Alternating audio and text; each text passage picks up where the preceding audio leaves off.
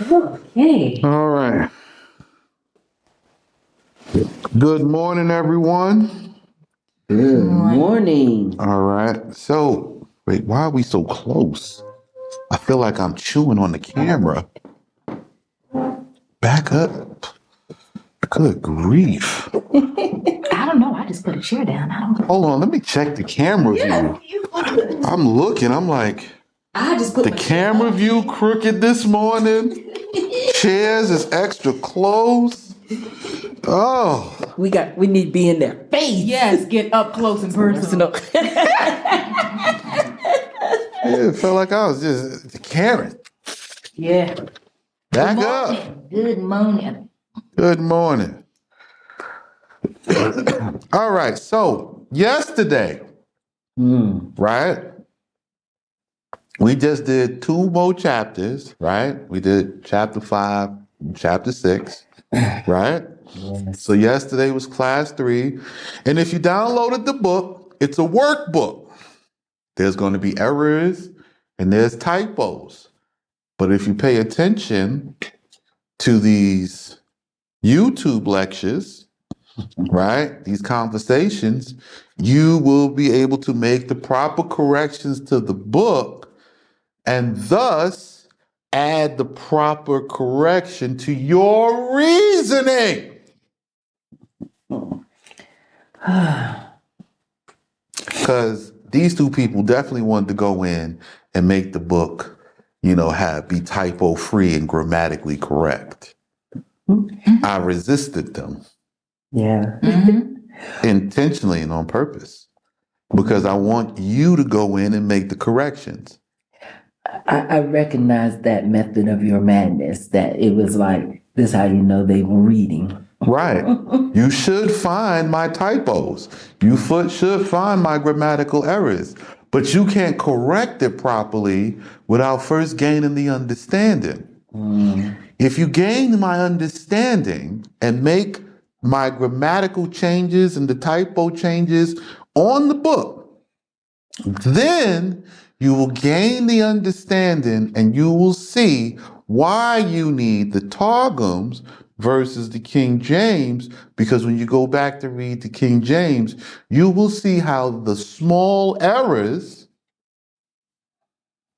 and the omissions that they put in intentionally Sure did. have led you astray and left you confounded, bewildered, and stupefied. See? You understand? So that is the point. Okay? Give me 1 second here. Let me get the computer together.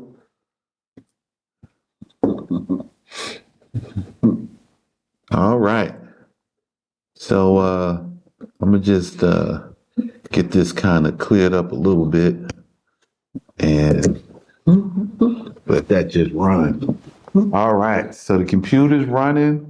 And that's so I can get this class, no matter however long it is, out to you at some point, sometime today.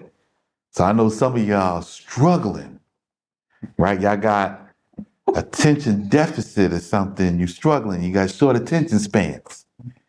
And these classes is long. I could talk about this law all day, sun up, sundown. I can always unfold new things. That's the depth. Because I want you to know, right, just how far I've gone. And this is not where I'm going. Because where I'm going is on a whole nother page. I'm just doing this with you. We in the 6 feet. It's deep. It's the shallow end of the deep water. But I want to take you out there. But I can't take you nowhere if you don't start doing. And believe me when I tell you, judgment is pursuing. Right? If you don't get your money out now and get it into this land and into the economy in which I'm setting up, you may not be able to take it out. You may be stuck. Right? if all the money goes through a central point, right? I'm talking to you in America. I know they talking to you about Fed now, selling you on what a great idea it is. Just remember, if all the money has to go through a central point, if that central point was to ever malfunction, collapse, or be attacked, right? Then at that moment, your money would cease to be able to move. You won't be able to get it out of anything. So you understand that? So if your money is in the bank, and in the bank computer, it's at $1 million, right?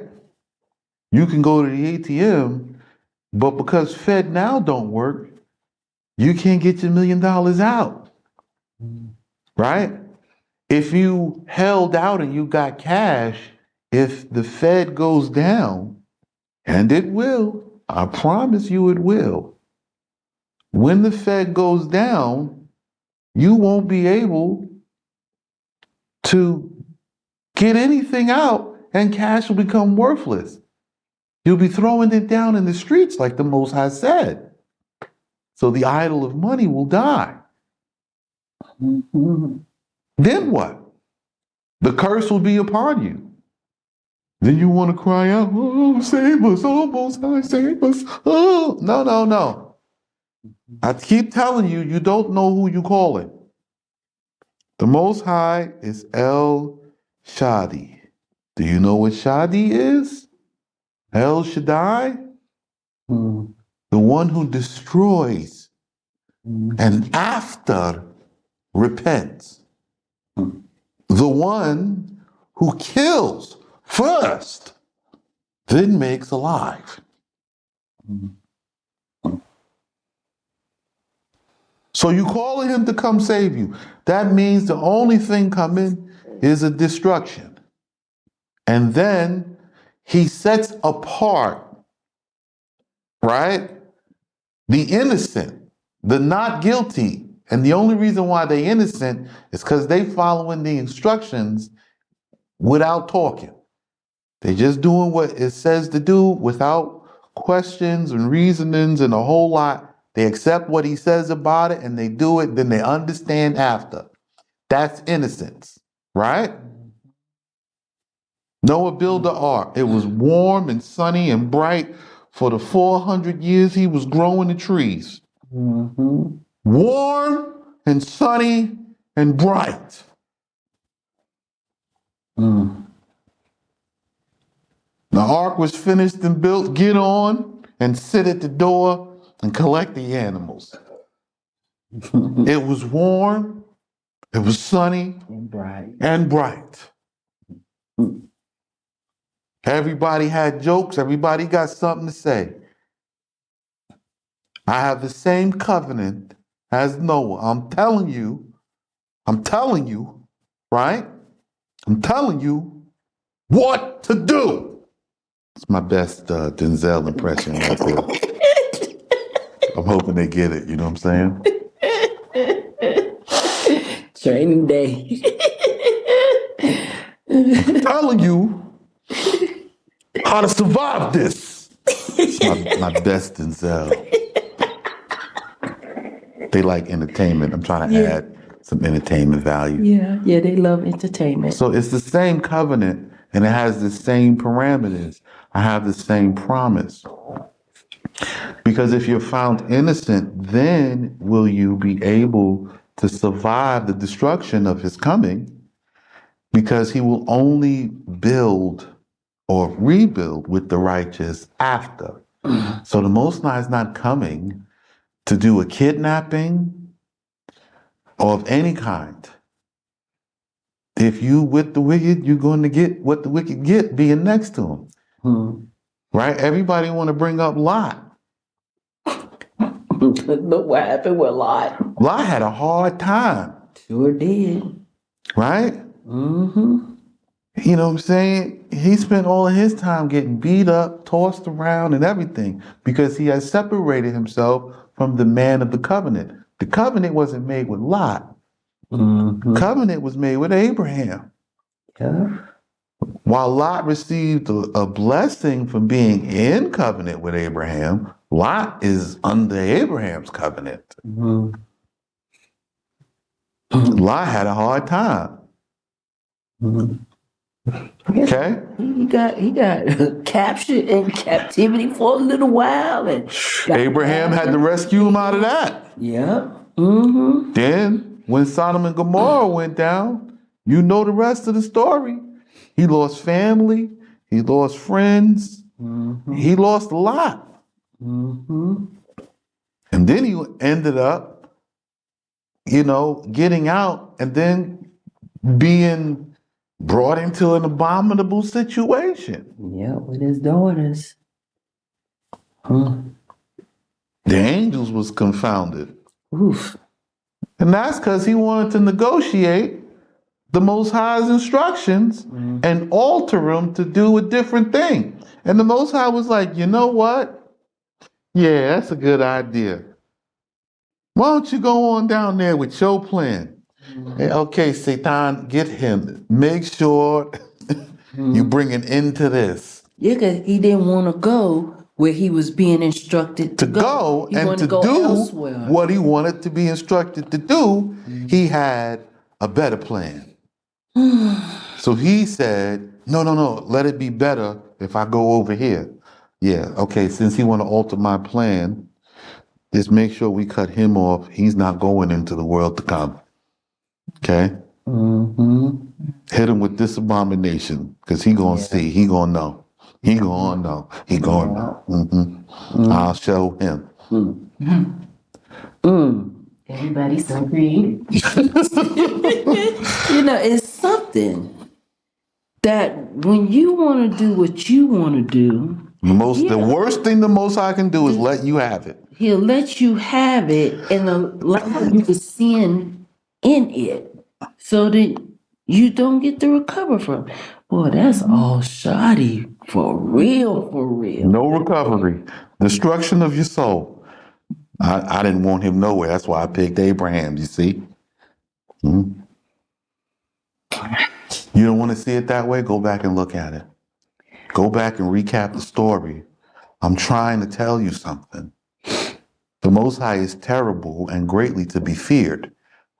He'll give you what you ask for to destroy you with it, because he's disgusted with your foolishness. It's called a fool's reproach. He will not approach unto you. He will not talk to you. He don't want to see you, nothing.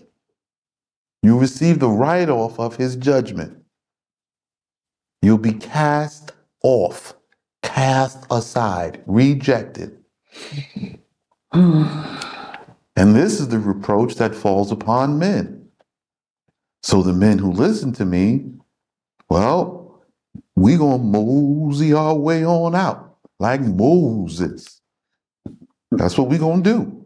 And we're gonna leave all the rest, right, to continue in their destruction, right? I saw a clip today, I think you sent it, and the people of Kenya now are getting ready to get into an uprising. The United States is now provoking another war in Kenya. I told you, go to Africa. You're walking into the new war zone, right? Because they want to get in and divide and conquer. So they're starting the division and the conquering and the provocations and everything else so that they can come in and take control, being unified, having a unified plan. What's crazy is America is using the alphabetical lifestyle to try to infiltrate these countries over there. And the Kenyans are like, hell to the nah. We didn't ask for this. American this. So you know what? They ain't gonna see you as one of them. They see you as America. Right. And you're going to go over there. And they're going to deal with you. And they're going to bring over the rainbow people. Oh, goodness. Right? They're going to bring over the Rainbow Pedophile Coalition. And they think they're going to go over there and it's not going to be a fight. Well, go on over there. Go with them. Africa is full of resources, all the resources. Every country got resources. That's right. It's just that they don't want to destroy their country's resources. They rather consume your resources and say, oh, yeah, you got the most resourceful land, and live on their country without causing the side effects of destroying the countryside to consume their resources. See that? Yes, sir. They're not going to tear up the chalets and the palaces just because there's diamonds underneath. They're going to preserve their history. They're going to preserve their stuff. Are you crazy? So what? The diamonds is in there. Leave them there. You can go over here and get I'm living here. I'm not going to tear this up. It's still going to be ugly around here, looking like an industrial hole. I don't want this. Are you stupid? Okay. So today we're going into chapter 7. Okay? And now you're going to see some more of my instructions. Who's going to read first? It's my turn to read first. All right. We're going to be in chapter 8. All right. My son, keep my words and hide my commands with you. So keep my words, right? And hide my commands with you. Okay? No problem? Listen to them, accept them, do them, and keep them for life itself every day. So if you ever run into any of these issues, problems, questions, or people, you know who to work with and who not to work with. Okay? Continue. Keep my commands and live, and my laws like the pupil of the eye. Keep my commands and live. So now I am commanded to keep the commands and live. I'm going to live. Watch. I'm telling you. I'm not playing. My father's right. I'm going to do exactly what he says do in each and every situations, and I'm going to live. You can die. Continue. Bind them on your fingers, write them on the tablet of your heart. So I wrote them in a book, bind them on your fingers, and write them, and also on the tablet of your heart. So this is how you got this book today.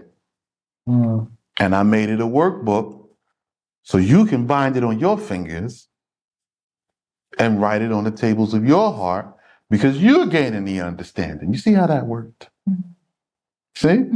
So rather than giving the class a book that's completed where you just read it, why don't you give them something that they need to work on and let them work on it? Because I got a question for you. Well, why wouldn't you write it perfectly? No, my job was to understand it perfectly. It's not to write it perfectly. Whose job is it to write it perfectly, sister? The scribes, the elders. Oh, there's other folks supposed to write it perfectly. I'm supposed to gain the perfect understanding. And my job is to present it to you to gain the understanding. The people who are supposed to write it perfectly, that it may sit at my side, are the scribes and the elders, according to my teachings. So I have to give them a program designed for them to gain the understanding of which I have, that we may be unified in wisdom. See how that works? Yes, sir. See, unity comes in wisdom. It don't come by other means. That's right. And so when everybody, yes, I'm an elder, but I stand with what the king says is what it is. I'm not here to advise the king in anything. I'm here to support the king in his advisement. Yep. Continue. Say to wisdom, you are my sister, and call intelligence friend. That it may be well, no, that it may be kept, that it may keep you from the alien woman. Here we go again. Oh, goodness.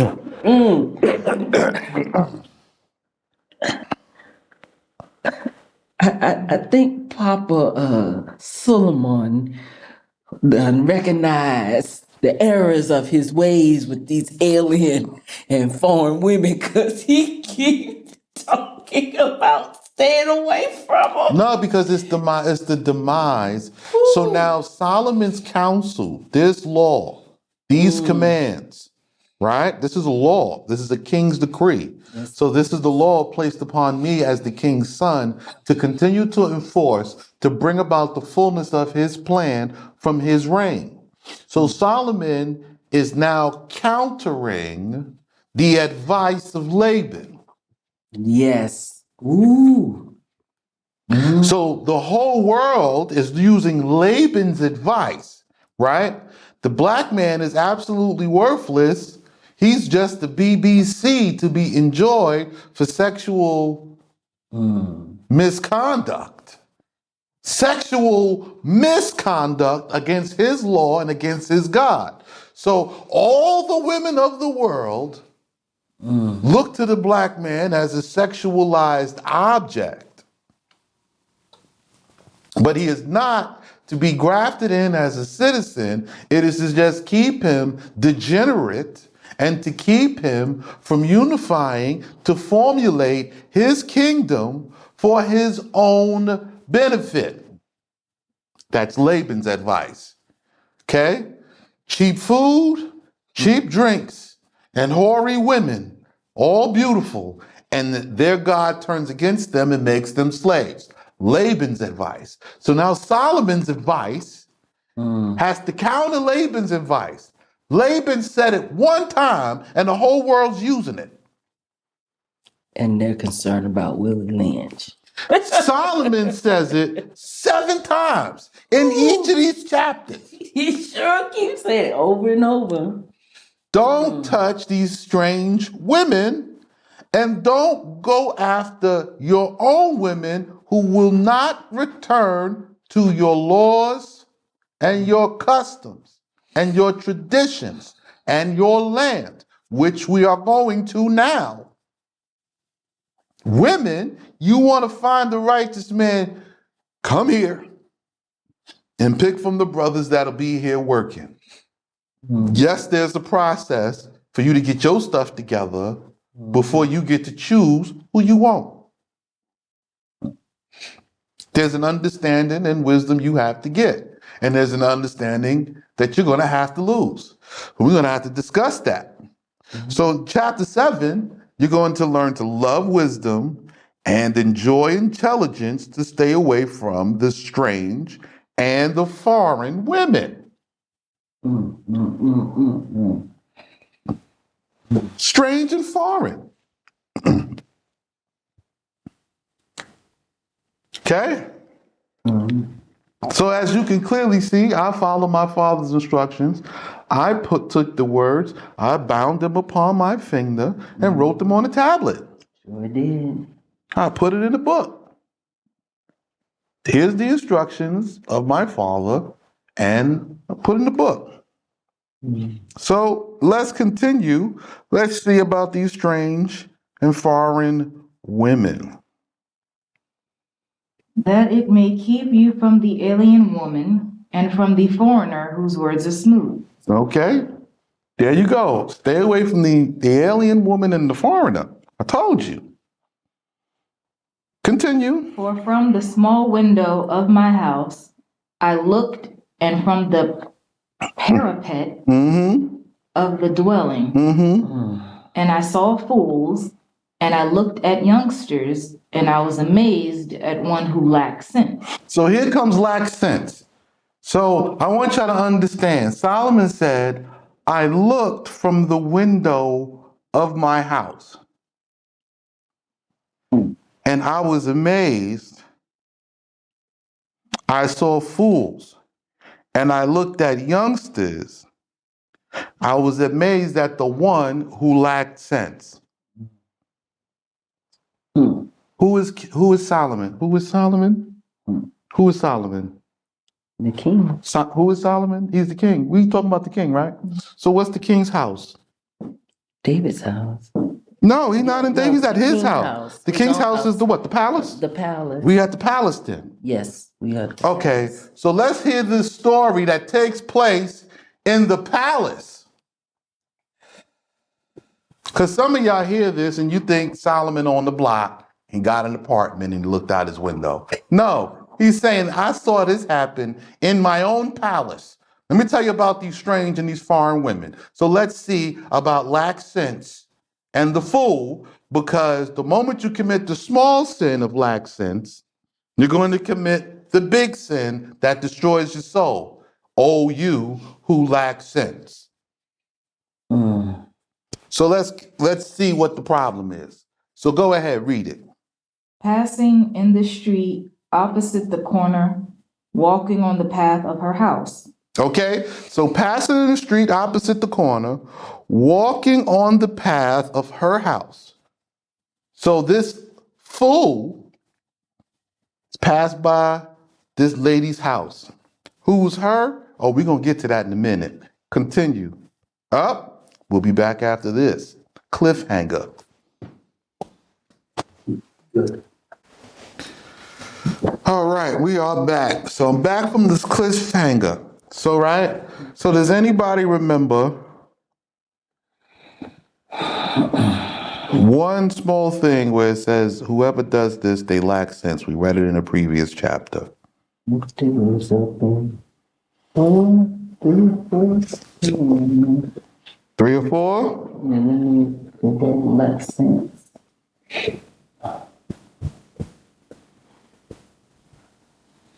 Three, 4.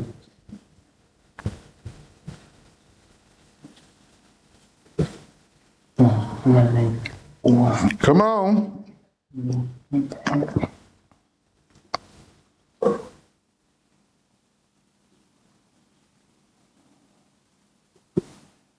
What? Can you find it? Well, we first started to talk about lack sense.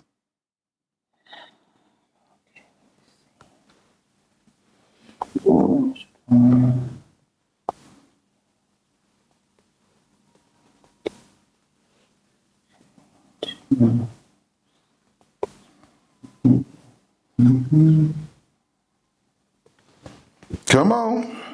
There you go.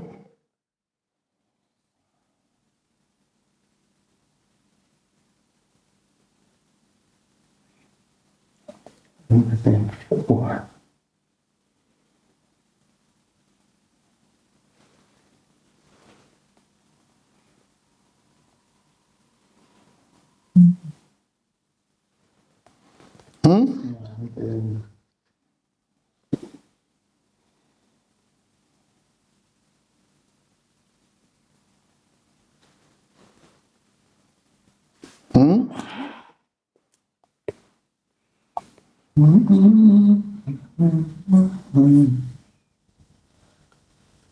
Come on.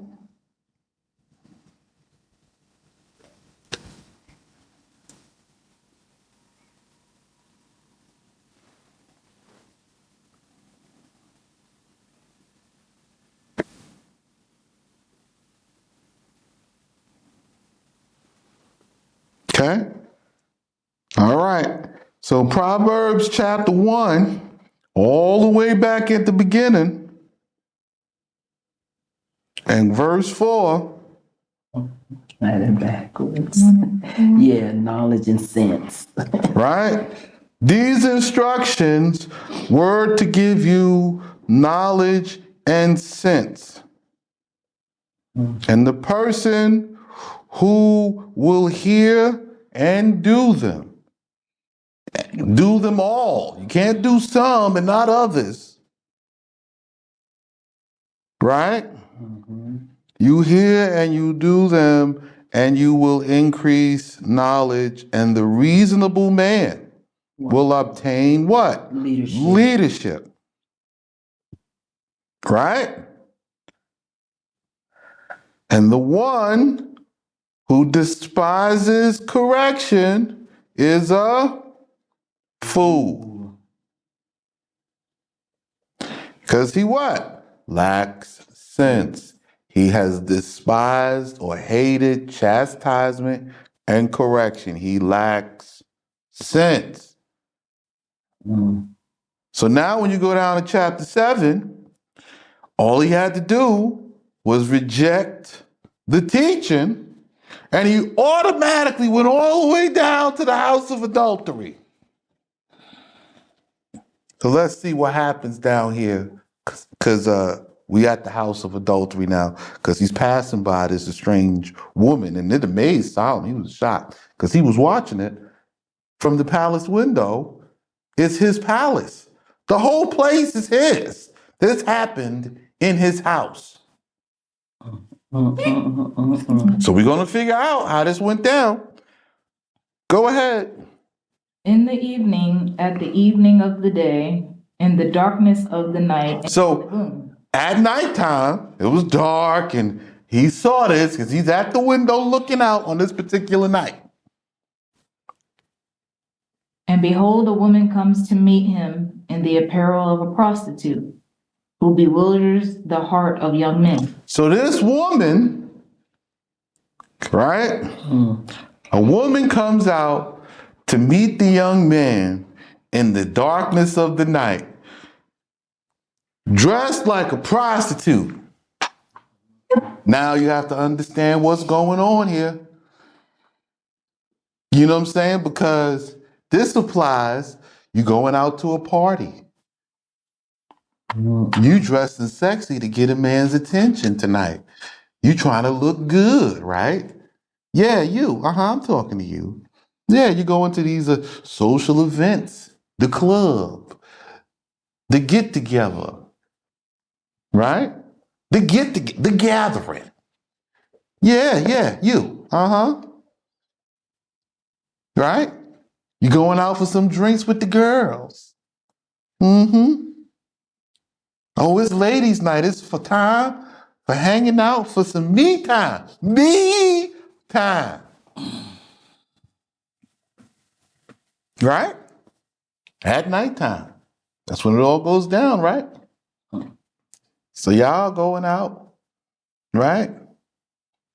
And this is what she does. She dresses up in prostitute's clothes, the sexy stuff. Right? And the young men is all, damn.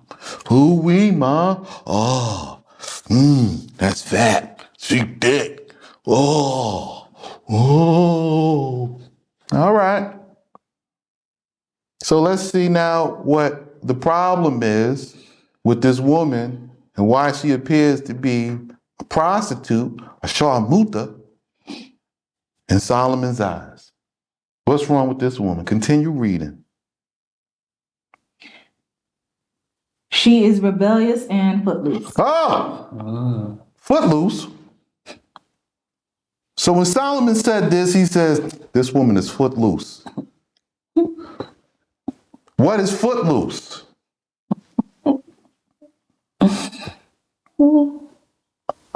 Continue reading. Her feet do not stay in the house. Her feet don't stay in the house. She got a problem. I got to be in the house all the time. Well, what's outside at nighttime in the dark? You're married. You have responsibilities. So you out now. I need to get out sometime. All right, let's go, footloose. Get on out there and get out the house. All right. And what happens? Now in the streets, now in the open places, and opposite every suitable corner, she lies in wait. So now you out there and you looking to see who you can meet, hoping to find a high value, high dollar man. Right? Footloose. This the strange woman Solomon talking about. She's strange. He's looking at this like this is not how we do things. This is not how we do it. It's not custom. It's not traditional. It's not lawful. No. Well, this is how you meet somebody. You got to get dressed up nice and go out and some dancing and maybe you meet him at the gas station. I'm looking good. It's all right. Continue. And she seizes him and kisses him and makes impudent her face. So she seizes him and kisses him and makes those enticing faces to let him know what you want to do. Because I'm saying, I like what I see.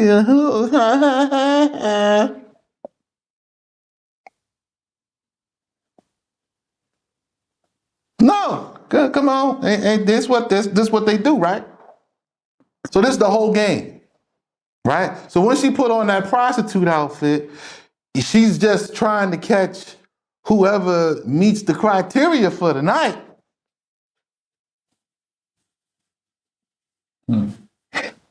Any joystick will work. It just has to meet her criteria for tonight.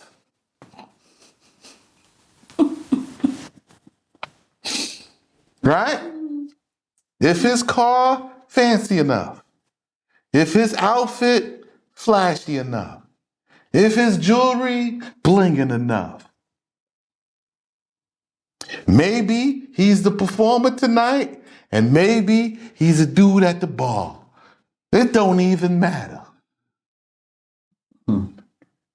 Because she's wild for the night. Continue. How does that work?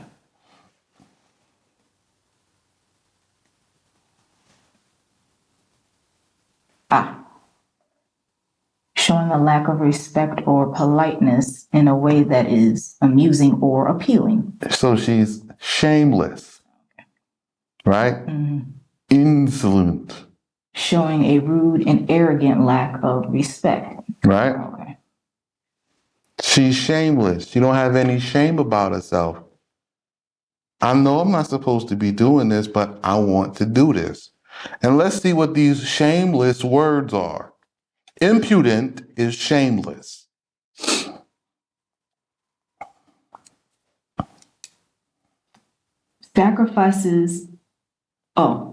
And makes impudent her face and says to him, sacrifices of offerings were a duty upon me. So cooking for my family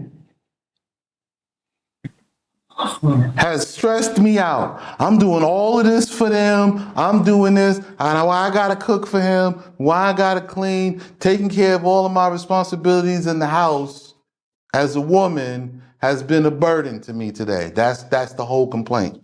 My man don't treat me right. He be out. He gotta work all the time, and I don't understand because I need time and I need. Continue. Today I have paid my vows. And today I did all this work. So I decided I'm gonna take some me time and I'm going out tonight to blow off some steam. And hire a handmaid and hire somebody come and do my work. No, nobody's doing the work at home. She did everything. Everything's done, but I'm going out. So I'm gonna put on the little short dress because I'm gonna have me a good time tonight. Continue.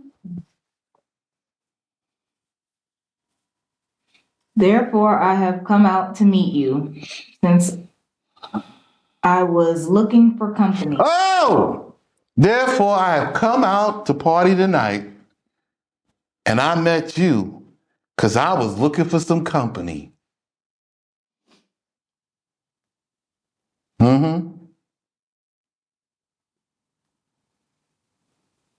And I said, I will lead you astray. Oh! So now here's the truth.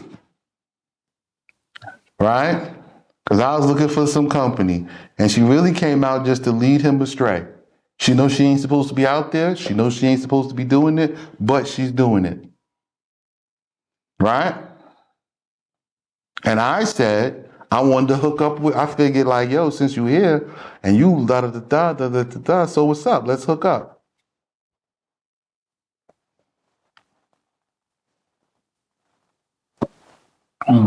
I'll lead you astray. We could hook up. We can make it work. What you doing? We going back to your place? We going to the hotel? Or we going back to my place? What's up?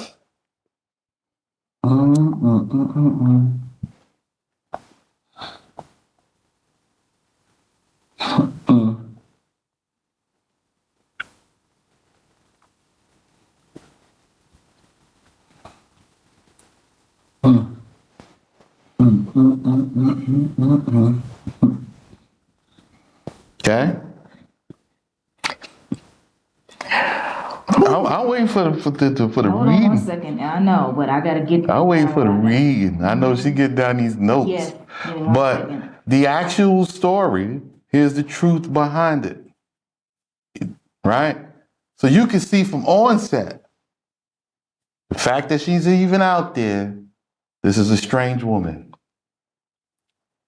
So when we see countless times on the news and media and stuff where a husband whose wife goes out and be the sharmuta and, doing what they do and they kill him, we shouldn't be getting upset. You ain't got you're not supposed to have any emotion about it. At all. I mean, you don't really know the whole story. All you know is that she went out and he went on a rage rampage. His jealousy. And he have a right, according to the jealousy, but I'm not even judging his case. Because the truth is, any man who gets with her, period, point blank, when you see this type of behavior, there's no son of Israel should be taking any woman of this type.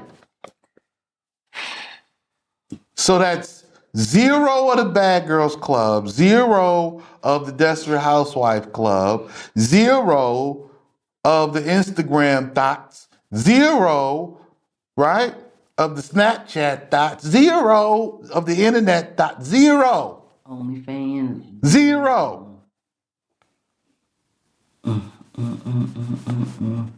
If you stop taking them, they stop acting like that.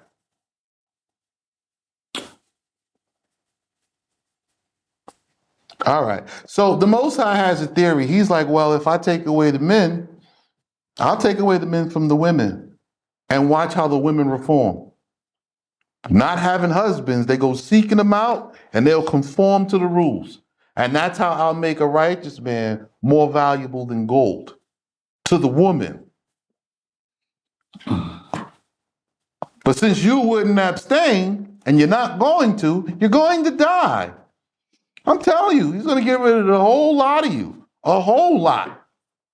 Go ahead. With coverings, I have spread my bed. So now her house is already decorated, prepped and prepared. Everything looks nice. And because she left with the intention of hooking up with somebody on purpose. Whether she set up the hookup on the first night, the 5th night, the 3rd night, that doesn't matter. That's why her house is on the path of the valley of death. Right, right. It's in the valley of death. Ooh. It's in it. And now this valley is appointed to death. Her house is in it, and Boo Boo, the fool, didn't pass by and keep moving, did not stop in here. He went in the house. Yeah, that's you. Continue. And with fine coverings from Egypt, I have covered it. Right. She got all the nice linens out and everything. Continue. I have sprinkled on my bed myrrh, saffron, and cinnamon. She got the perfumes on it, so it smells nice in the house. The candles is lit. Continue. Come, let us enjoy love till morning. Come, let us make love till the sun comes up. Now, how many times you done heard that in the song? Oh, right? Oh, yes. As we lay. It's morning and we slept the night away. Shirley Murdoch. Right? Mm. We've stolen this moment. Right? Right? Oh my goodness. Mr. Steal Your Girl. Don't leave your girl around me. What? This is the problem, sons. Sons of Jacob, I'm talking to you. This is your problem. To the leaders listening to this class, this is of zero tolerance. There is no repentance for this. It destroys the soul immediately, and immediately upon seeing it, both the man and the woman will be expelled. Until the time we have space to bury them, then they'll be killed. Let me be clear about that. So that the people who think they're going to be dating and hooking up on the side understand clearly the price of entry and the walk of righteousness. We have zero tolerance for it here. You can't go outside and do it, and you're definitely not going to be inside and do it. You can't do it, period. I'm saying it before you get here, because I know somebody going to try me. The difference is, this is my possession. It's my kingdom. It's on my name and under my governance, and we will not tolerate. There's zero tolerance in this. I'm just telling you because this is the command I'm under, and you come under my command, and this is the command I'm mandating down. This is going top to bottom. I'm telling you now so you understand. Let the sisterhood know, let the men know. There's no way to get away with it. You can see the flirting from 10,000 miles away. All the giggling, and the eyes, and the smiling. The missing moments. Continue. Let us be engaged with each other in pleasures. For my husband is not at home. Her husband is not at home. So this is an adulterous woman. She got a man at home, but he's not at home at the moment. Okay, let's figure out where the husband at. He has gone on a long journey. A bag of money he took with him, and on the appointed day he is coming home. Oh, so she know his schedule, so she's come out to indulge herself at this time. Now, we in the palace, right? You don't know the size of Solomon's palace, the enormity of anything, okay? Solomon's palace is actually attached to the temple, right? It is in the same vicinity. It's the only thing there. It's his palace, his courthouse, and the temple. His race course and everything. It's the palace we're talking about. It has courtyards in it going from one place to the next. And this young son, somebody's son, and this wife. Now, how does he know what the wife said? Because he listened? He heard her? It's his wife. It's his. It's one of his. Because how does he know what the husband said? That's right. Because the wife didn't divulge that. Like, okay, look, my husband left. He's going on a long journey. He won't be back till this time. He says the husband said this. She's not talking to the man like this, giving him all these backstories and details. She knows. How she know? Why would the wife? He took a big bag of money with him. He's gone. He won't be back for a long time. How you know what the husband took? Because it's his wife. That's what he told her to test her to see what she would do. And lack sense. And this fool go to hook up. Let's see what happens. And she seduces him with the abundance of her words. Now he's all buttery. Yeah, you know what I'm saying? Her man ain't treating her right. You know what I'm saying? He ain't hitting it right. I'm like, I'll lay it down. I'll fulfill all her needs and wants. You know what I'm saying? Because I'm a real man. No, you're a fool. You're boo-boo the fool. You're dumb. You have been smitten with bewilderment and stupefaction. You don't even see the snare. You don't see the setup. You're not even supposed to be in this situation to begin with. And you all drowning. We'll be back. All right, we're back. So, I left you on a cliffhanger. How do I know that this is Solomon's wife? And the answer is simple. Because everybody want to know, where's the script for that? The answer for that is in the customs and traditions. Solomon said he was in his house. He is in the palace. The only women in the palace is Solomon's wives and his daughters. Okay? So who's the young man? The young man can be a young trainee. He can be a student. He's coming to learn. He can be a young man because Solomon's house has the court. You have young officers, young priests, young men, sages, or they're princes. They're being groomed in Solomon's house, right? Young servants. And they're inside the palace. So you have other men working, but they have to have the utmost integrity. And this young man lacked sense.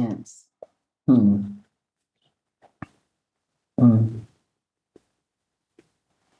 so what happens to the young man?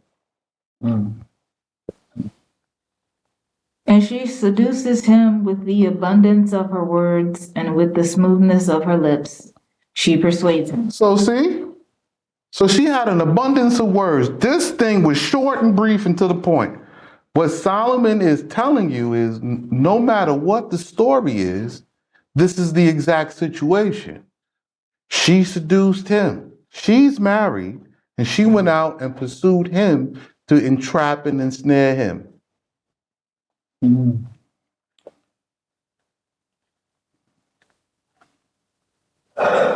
Continue. Mm-hmm. And he goes after her suddenly, like a bull which goes to slaughter, or like a dog to the chain. See? So he goes after her now, after he sees that she wants to give him some, like a bull to the slaughter. He just rages on in there, right? And like a dog to the chain, when it runs to the end of the chain and is yanking and barking, you stupid. Right? Or like what? A stag into whose inwards an arrow flies. Oh, so like a deer. You shoot the arrow in the deer and it just bolts. It's dying. You're going straight to your death. You're running yourself to the death. Continue. And he hastens like a sparrow to the trap, and does not know that he is going to his own death. See? All of these things are running, hastening, heading towards their own death. And what does Solomon have to say next? Now, sons, listen to me and obey the words of my mouth. Okay, listen and do this. Do not let your heart turn aside to her ways. Do not let your heart, do not like or turn aside to this woman's ways. Don't fall for it. You see her in the outfit, run. Run the other way. Cross the street. Don't look at her. Don't think she's hot or beautiful or something to be desired, because you're going to fall into it when it comes to you. That's not what you want. So you have to change your preferences. You're supposed to desire a woman in a hijab. You're supposed to desire a virgin above all, first and foremost. You're supposed to be disgusted by another man's woman. Period.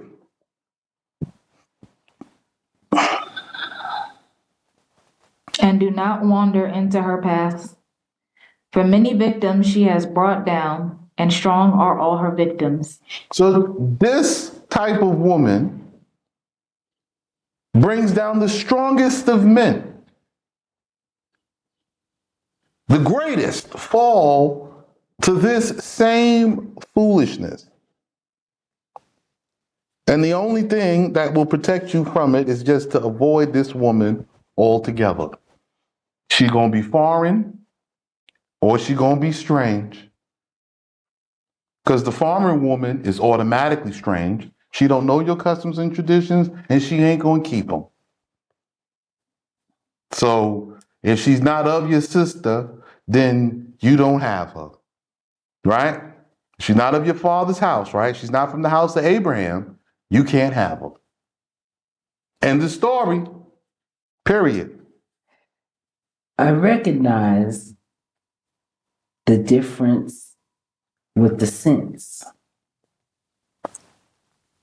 Determines which head you are using, gonna determine what type of sense you got. Well, you're going to listen to the instructions, and what happens is with good sense, Yep. the moment you see this woman coming, from her dressing, you know, nah. No. My teacher told me, listen, you a sheikh now. You a ruler over peoples. You king. You're a prince. You cannot have meat from the meat market. You know, you go to the market and the butcher hang up the choice and the delicious piece of meat in the window for everybody to see. This meat is like a woman who's dressing sexy, who's dressing beautiful in the street for everybody to see. You don't eat from here. You have to eat from the priest and the princess portion. You take from here, take virgin, something nobody see, hidden treasure. She's a covered up. She comes from her father's house. She passed directly into your house, and it's not even missed, cover to cover. No man has uncovered her. See? Here to here. So as princes, sons, you're supposed to go here. And all of our daughters and sisters are supposed to go in this path. They're not supposed to go out into the street to be with a stranger. You're not supposed to find a man somewhere. You're not supposed to be out looking for a good man somewhere.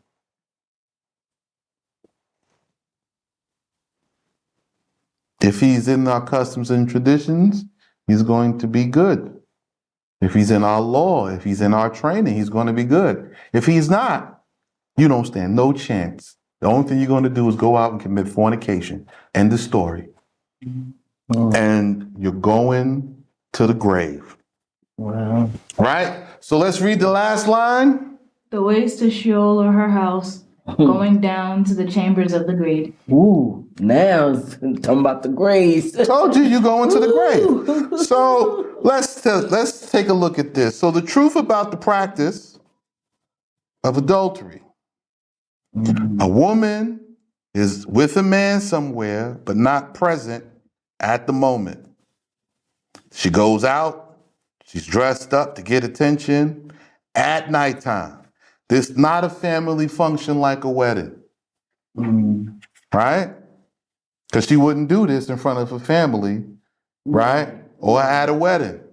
Right. It's pretty brazen, but you know what?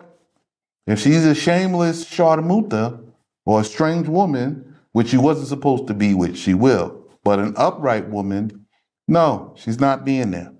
And if it's a wedding, you're supposed to be there too. So this typically is not that. That's why weddings are categorized differently. She uses her beauty to excite a man. Right? So the saying is, you see this type of woman, this is a rebellious woman, and she is footloose. Why? Because she does not stay at home. I want to go out. I want a man to take me out. That's a footloose woman who's just rebellious and footloose. And the only thing she does is want you to meet you on whatever suitable corner, right? Whatever restaurant, whatever place she finds entertaining, just to lead you to the grave. You cannot fulfill none of the promises of the covenant behaving in this. Taking your girlfriends and your wives. You're not supposed to have girlfriends in the first place. Okay? She goes out in the town or the meeting place and meets a man. She has already prepared the place of adultery and plotted how she can commit this sin. And what is her excuse and complaint about her home life? Is that her excuse and complaint? And why is she out to find the food? That's the whole point of it. So she's going to complain about her home life, and she's going to go out. She's going out to find the food. And after some kissing and hugging, she makes a shameless face and excites him to go with her to commit fornication and or adultery. And he, being seduced, goes to destroy his soul, and he has a guaranteed death. Because that's what happened. Solomon killed him. End the story. And that's how you deal with that. There's no other way around it. Send them to the grave. There's no way to fix it. No divorce, no nothing. The divorce is in the grave. All of this is the way, the concept of what's instilled in you and what is taught to you in the West. Every last bit of this instructions. I know when I was growing up, oh, you live with the man before you marry him. You see what happened with me and your mother. I learned this from my own father. This is okay to have this man, that man, this man, that man.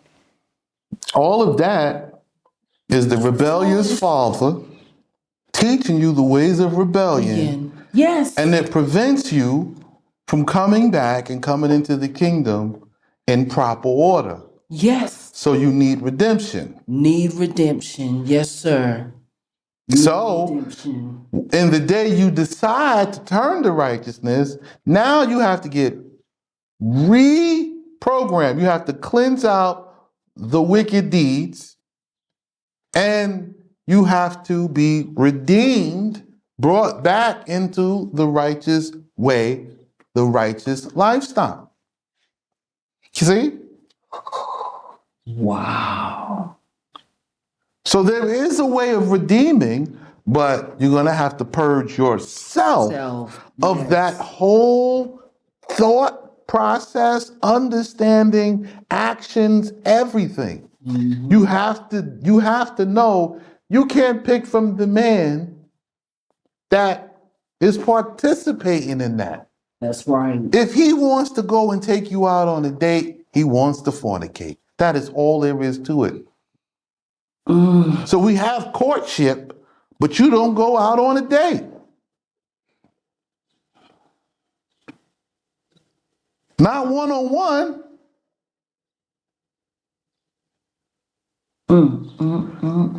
Let me tell you something, right? So my teacher taught me the way of courtship.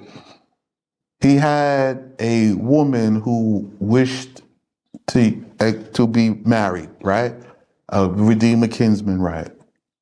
And the woman traveled from far, and he loved her, and he knew her from his youth and everything else.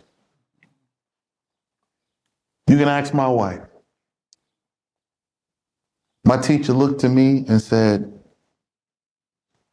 "This woman is coming here, and I want you to go with me to pick her up from the airport, and I want you to go with me every time me and this woman go out." And I looked at my teacher and I said, "Why? You're my teacher. You don't need chaperone. My car you can take for yourself. You can just go and enjoy your time." And he looked at me and he said, "No. If it's just me and this woman, the only person with us is Satan. The Hasatan with us." He says, "If you come, righteousness will be with us. Because then I cannot be seduced if she gets enticed and she's want this to touch, to kiss, to hug, to this. I need you to be here." And I chaperoned my teacher. Am I lying, Kaya? Mm-hmm. All right. I went with him. We went to the movies and we went to the mall and we went to dinner.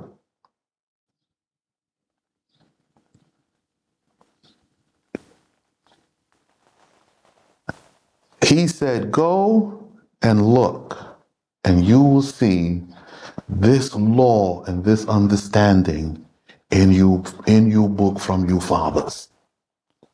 So I went looking.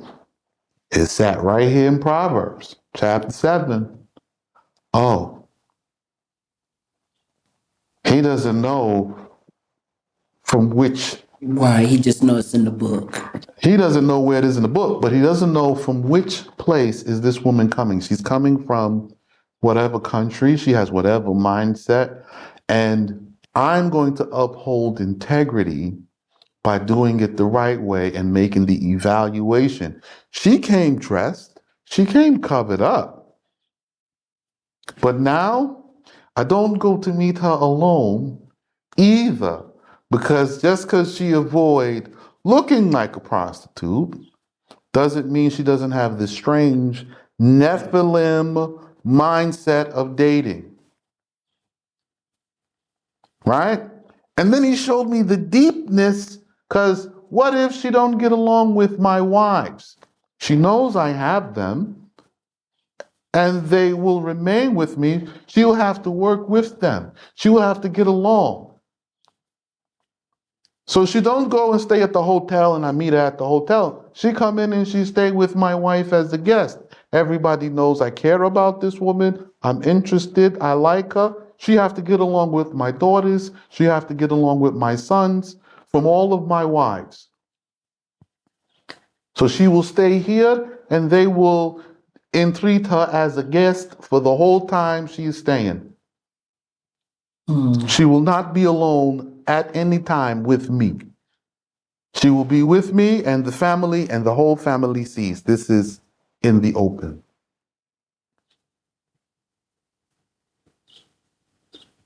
See? Yes, sir. So I could see how his instruction and Solomon's instruction. So I saw the right way. I learned it. I mastered it by doing it. And I saw the wrong way from Solomon. So she might not be foreign. My sheikh he was dealing with his sister. Dealing with his sister. But her mindset could be. But still, she's foreign. She's coming from another country. Wow. She's going to come in and have this country's ideals, and she's going to want what she wants, and that's it.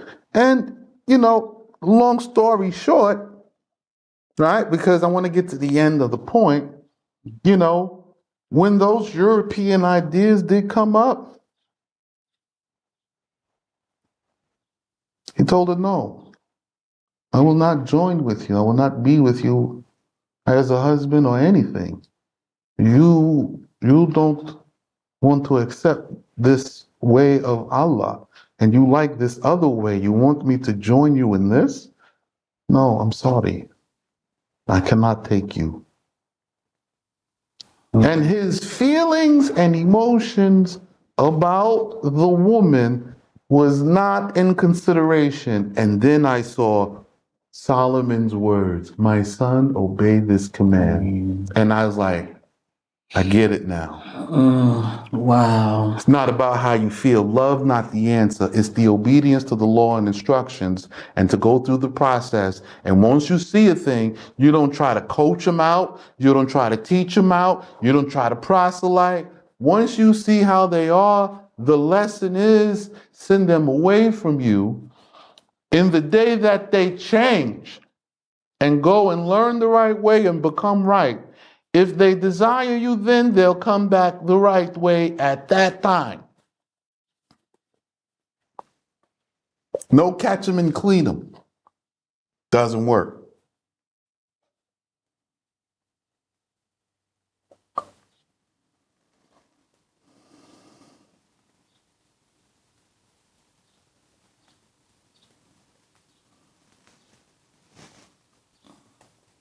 Got it?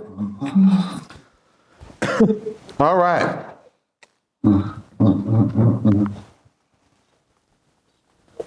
So, we're going to be back and we're going to begin chapter 8. This one is a doozy.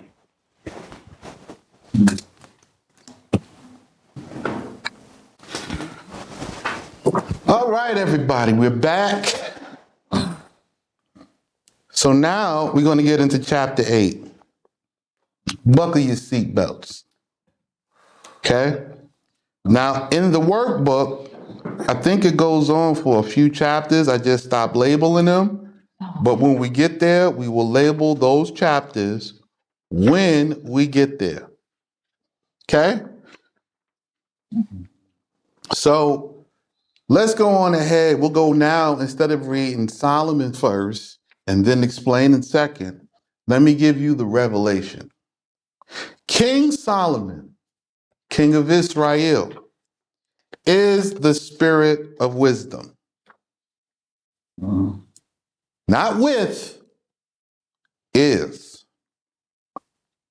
And his wisdom is used in the house of instruction, see, with us, and in the courts, the Beit Din, the house of judgment, the house of justice. Okay? So if you want to gain, right, and advance in and further refine Solomon's wisdom, you have to go to these places. If you go to the house of instruction, right, you don't have to learn through bumps and bruises in the house of judgment. You see that? So if you come and learn and accept instruction and walk in it, you don't bump your head on certain things that you have to go to the courts. 2 people go to the court to fight a litigation, a trial. Both of them are guilty. See? Because had they gone to the house of instruction, they would have avoided this stumbling block and not gotten into this situation. Even though the situations will come up in trial and in the courts where there was something that the person did not know, did not see and did not perceive, in which case it is inevitable, right? There are going to be people going to the courts. Understand, prudence is care for your resources and preparation for the future. Prudence is care for your resources and preparation for the future, right? So in my coming out, right, I paid for the bulk of everything, right? So while I was in the States with my wife, we both worked. We worked long and we worked hard hours and many, many days, right? Because I was not giving myself sleep until my escape was made. So I still kept the law in my house. So what my wife earned, she kept. And I took up the bulk of the responsibility. In our coming out, we flew out. Everything's paid for, this. And all of a sudden, I had a gap between what I left with and when I was going to get paid next. My wife, being prudent, she had a stash and she just went right in. Come on, baby, we got this. I'm here to support. She's very prudent, right? She took what she earned and instead of her splurging, living outside just for herself, trying to enjoy and whatever, she kept something. We're going to need this. It's for a rainy day. I got to make sure I got this. I was gifted this. I'm saving it. We're going to need it at some point in the future. And when we need it, I want us to have it so that we don't have nothing and this day comes. Preparation for a future. Famines come, both small and great. Right? Mm-hmm. And so she's always preparing for the times of famine. That is prudence. She doesn't have a you only live once mentality. You understand? So prudence, you have to have care for your resources and understand you're going to need something in reserve for the future. Now, she did this with money. I am trying to get you to do this with land and with food to have a preparation for the future. Because in the future, you're not going to have the money to make the preparation. All right. Let's start reading. Because now that I've said it, let's see if my understanding echoes Solomon's, and they are the same.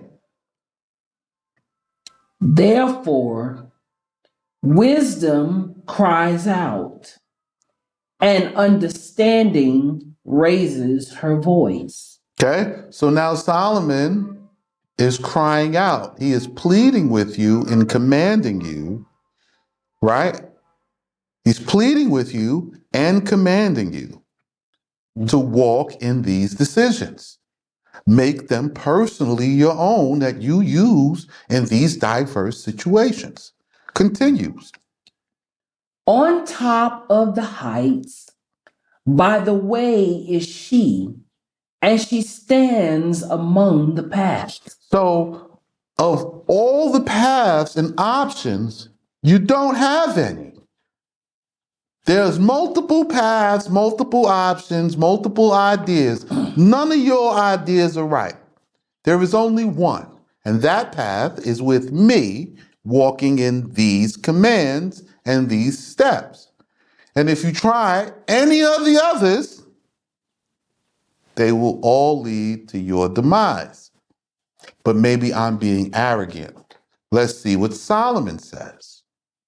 And at the gates, at the entrance of the town, and at the entrance of the gates, she cries out and says, Okay, so at the entrance to the gates and at the entrance to the town. At the entrance to the gates, this is the Beit Din. I was going to say that's where the That's sages, the courts, the the court. gates where the sages and the sheikhs are sitting. You only got one sheikh. There's only one. And in the entrances to the cities and the towns, the entrance to the city and the town begins at the house of instruction. Because we're buying a town. We're entering into a town. Okay? And now she says, to you men, all of you who watch this course and watch this class, he says to you. Let's see what he says.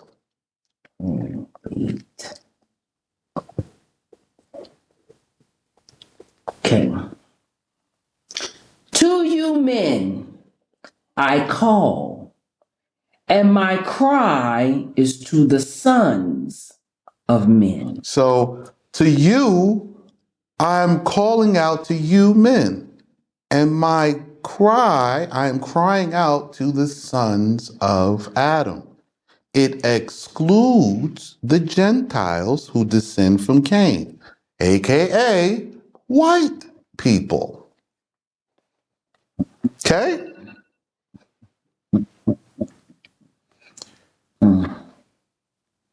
All right, we'll be back right after this. Give me 1 second. Okay, we are back. So, he's crying out to you, sons of Adam. Keep going. Simple ones, You who are simple, understand prudence. understand prudence.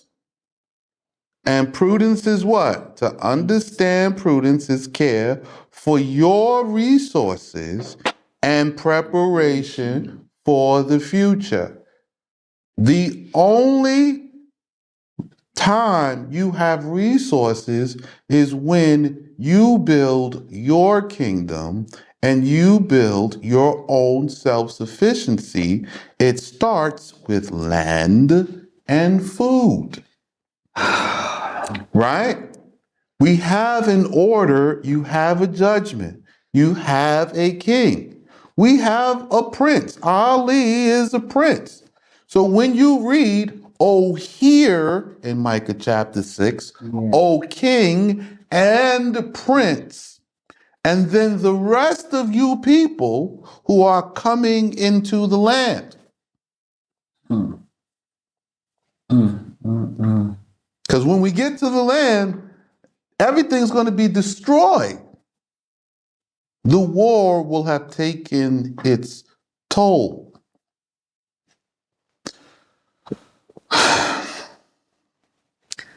And what else? And let fools reason in their heart. Don't go taking this teaching and trying to formulate your own teachings and giving out advice. Let fools, those who don't want to listen and don't want to follow, let fools to their own reasoning. Do not offer free advice or counsel or allow them to face their calamity. Let the fools die. Stop trying to save them. They're not going to turn from their wicked path. Do not get on the express bus With fools.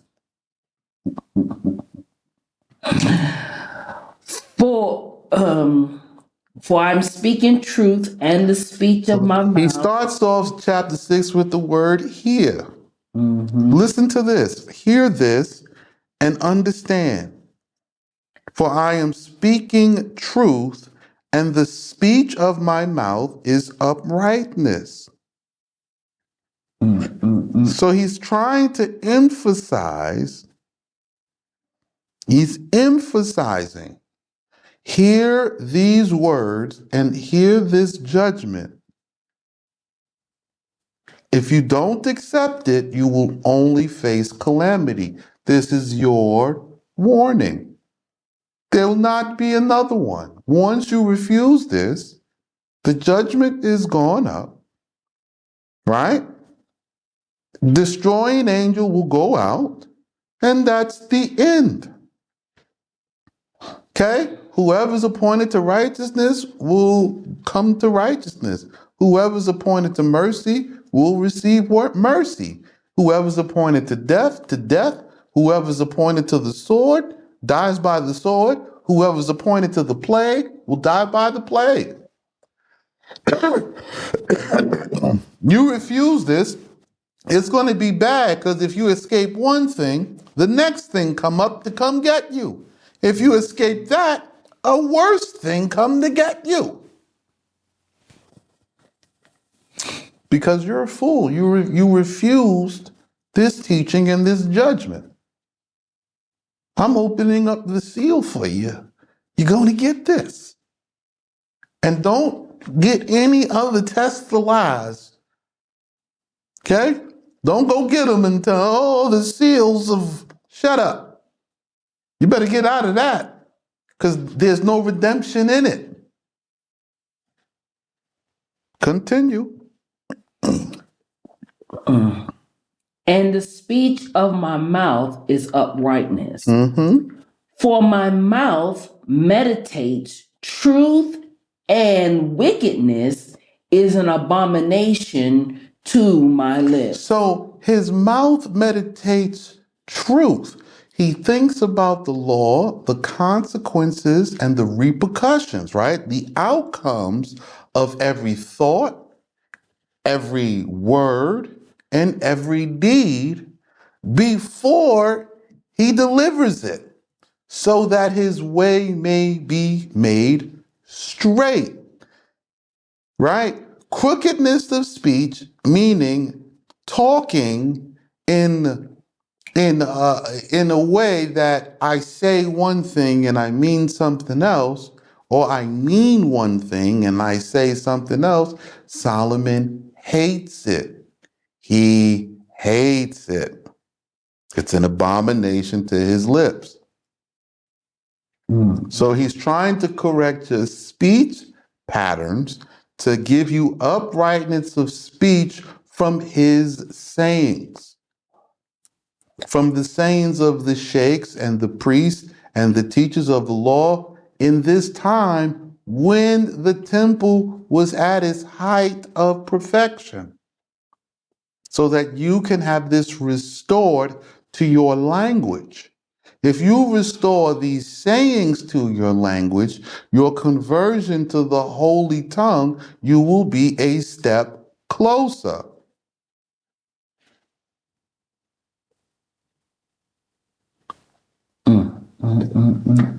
See? So you have to have uprightness, untwisted speech first. Then you can learn the holy tongue, and these are the sayings which are contained therein. It's the same. You'll say the sayings in Moses and in the law and with Abraham and his story in the book of Joshua, and you'll have it, and the holy tongue will be understood to you because it's sayings and idioms and the language and what it means and the fullness of understanding you will have. Continue. And in right, for my mouth meditates truth, and wickedness is an abomination to my lips. Mm-hmm. And in righteousness are all the utterances of my mouth, and there is no perversity or crookedness in them. So in all of his sayings, all of these proverbs and all of these utterances, it's inside the understanding, inside the hearing and the doing and the applying them to yourself and to your speech, there is no crookedness or perversity in them. Now, there might be crookedness or perversity in you, but it's not in the sayings, meaning you can misapply it. It's going to take some practice. Yes, it does. But it's not in the sayings. Okay? All of them are plain to the man who understands. Oh, so all of them are plain. They are simple to the man who understands. They are plain, right? Right? Yes, sir. Meaning there's no alterations of the flavoring. It is plain. It is exactly like this. It is this way. And there is a man, a son, who understands. That's why I'm sitting here telling you. And what else? Okay. And straightforward to those who choose knowledge. And it is straightforward, it is practical to those who choose knowledge. So it's going to be literal and practical. So Solomon says it's literal. You have to literally do this and practically do this, right? Practicality means you're going to have to apply it to you every day. You have to apply it to everything you see. You have to apply it to everything you look at. Okay, you watching a TV program? Apply this. Say that this is this according to Solomon. So when you see the girl with a boyfriend go to another boy, that's not a girl with a boyfriend. They married. If they hooked up, they married. And then she goes over here, now this is adultery, right? And if they hooked up and they didn't get married officially and unite their families, that's a fornication. Wow. And it's not good when she goes to another. There's no way to slice it. If they're dating, it's a fornication, it's an abomination. If they sneaky linking. Hold on. Okay. So I want to read now from the binding on my finger, right? My book. Every one of these counsels is plain, practical, straightforward, and to those who choose wisdom, those who know me personally, know that my character is very literal and practical. Yes. In all applications of the law, just like my father Solomon, and so it must be for you. You have to accept it literally and practically, right? No matter what the story is, this is the judgment, okay? So rather than judging by the hearing of your ears and the sight of your eyes, you look at the scenario, you take the facts, and you apply this judgment from Solomon. See? Yes, sir. Because that's what I do. I don't judge by the hearing of my ears and the sight of my eyes. I don't have to quote your story verbatim. Okay, so you got dressed, you went out the house, you went to go meet this other dude, right? And you told him to meet you back at your place because your man not home, so you can commit adultery, right? Right? That's what you said. Okay? And he was enticed by your smooth words and your smooth sayings, and he went. He's still going to die. There's no way for him to live. Right? You complained about, I heard your story, your complaints about, the burden of, taking care of the responsibilities of your house. The cooking, the cleaning, right? Because it's the same responsibilities within the what? The tabernacle. It's the burden of the sacrifices and offerings. All cooking and all cleaning are sacrifices and offerings. How many times have I said that? Many times. Because I say that, I walk into the kitchen and be like, this is the tabernacle of the house. This is where the sacrifices and offerings are prepared. For who? For the nourishment of the people of the house. Be they the people who live in the house or the guest.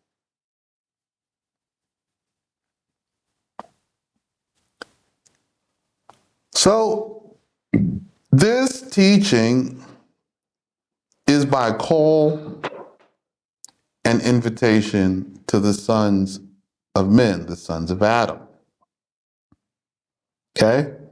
It is by call and invitation. So if I invite you to it and you reject it, you're out. Trust me, I don't even have to do any work. Okay? I'm not going out. I'm not going to check you if you studied it, if you did it. That's not on me. Believe me when I tell you, you won't make it. You'll be lacking the information necessary for you to be walking upright and in integrity for the Most High to even bring you here. You won't follow the instructions. Right? So if I send it to you, if I suggest it to you, if you don't accept it, if you do accept it, it doesn't matter. If you accept it, and you follow it, you'll be here. If you don't accept it, you don't follow it, you won't, and you're only going to die suddenly.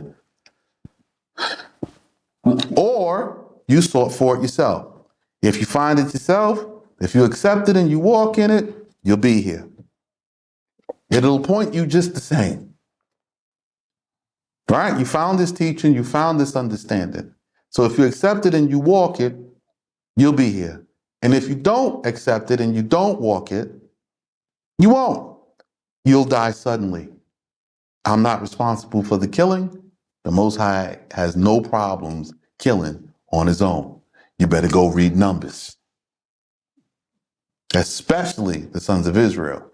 And now the sons of Israel are wicked among the other nations, so you all gonna get it together.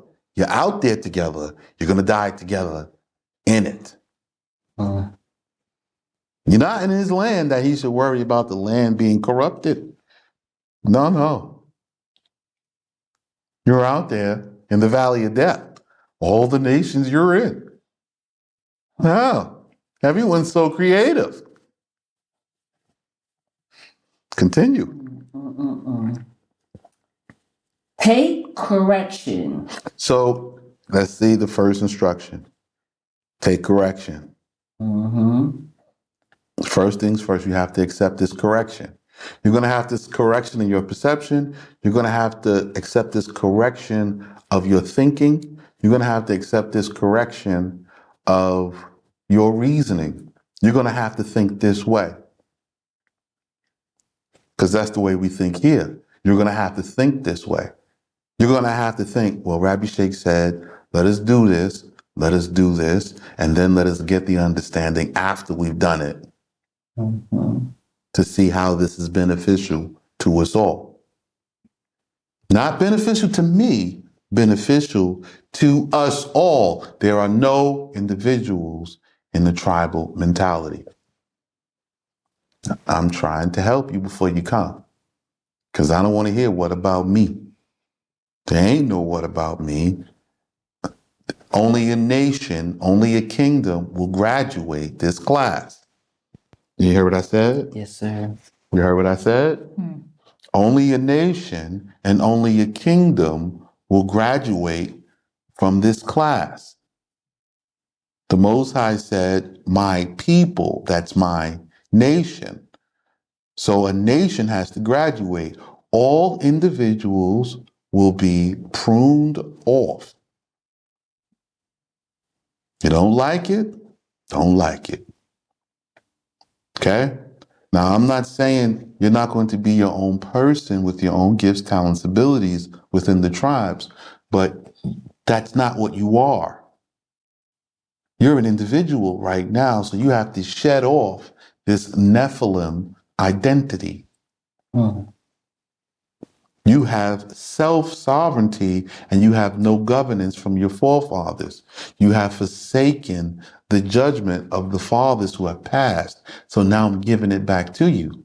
And you will accept it or you won't come in. And if you do come in, I have no problems waiting for you to bump your head up against one of these judgments and exercising that judgment upon you. I don't. It doesn't matter to me. Because I don't care about anything except for fulfilling this for my own life. So if you don't keep it, then you don't value yours. And I'm the one in authority over you. So whether you accept it or reject it, your belief not necessary. Keep going. Take correction and not silver, and collect for yourselves instruction rather than refined gold. Okay. Accept correction above silver. So more important than the silver is that you accept the correction that I'm teaching you. And collect for yourself instruction. So who are you correcting? You. And who is the instruction for? You. For you to change you, not for you to teach a class. It takes 7 years minimum to get through the basic foundations of these things for your adjustment. Just because it's being credited to you on day one, you still have to complete the process. You understand? Yes, sir. Because after the 7, you're only on year 1 of purification. After you finish that 7, okay, you've attained purification. But it's not about just you. Now that you've attained purification, you have to continue in leading others until the nation is purified, and then the nation stands purified after a jubilee. That's why there's 40 years for the teaching and the learning of the law, because you don't know it.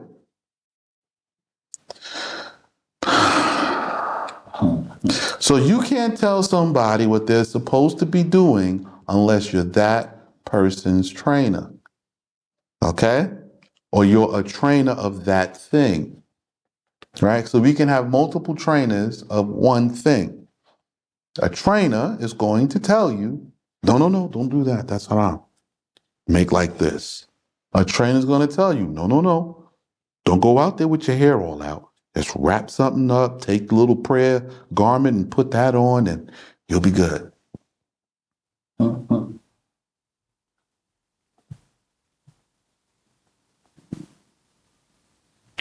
Okay? If you do, it's going to give you something. For wisdom is better than fine stones, and nothing at all is equal to it. Okay, so you understand this. Yes. Wisdom is better than fine stones. So wisdom is more valuable than the precious jewels.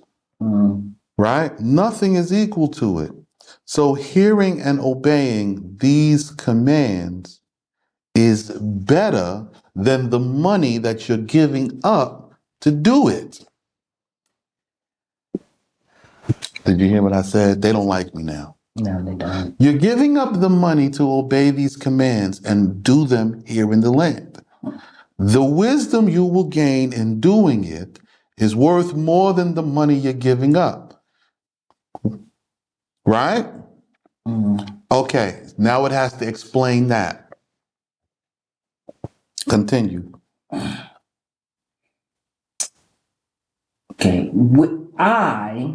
Wisdom. So Solomon's telling you, I, wisdom. I am wisdom. Yep. I told you Solomon was the spirit of wisdom. Yep. Now he's hitting you right in the stomach.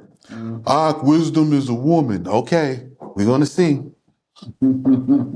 I, wisdom. Created prudence. I, wisdom, created prudence. Now, what is prudence? Prudence is care for your resources. So what am I doing? I'm taking all the money that you have and that you can get from anywhere. And when you send it over here, I'm converting it to a renewable natural resource, a possession, land, livestock, agriculture, and market. Yes. Unity. See? And preparation for the future.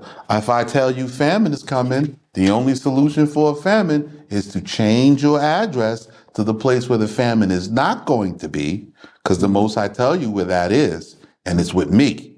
Okay? It's with me, right?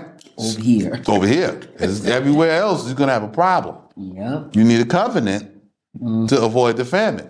That's why it's called the Ark of the Covenant, the place of salvation within the covenant, which you're going to have to be with the teacher, the Most High's anointed, who have the birthright of inheritance, right?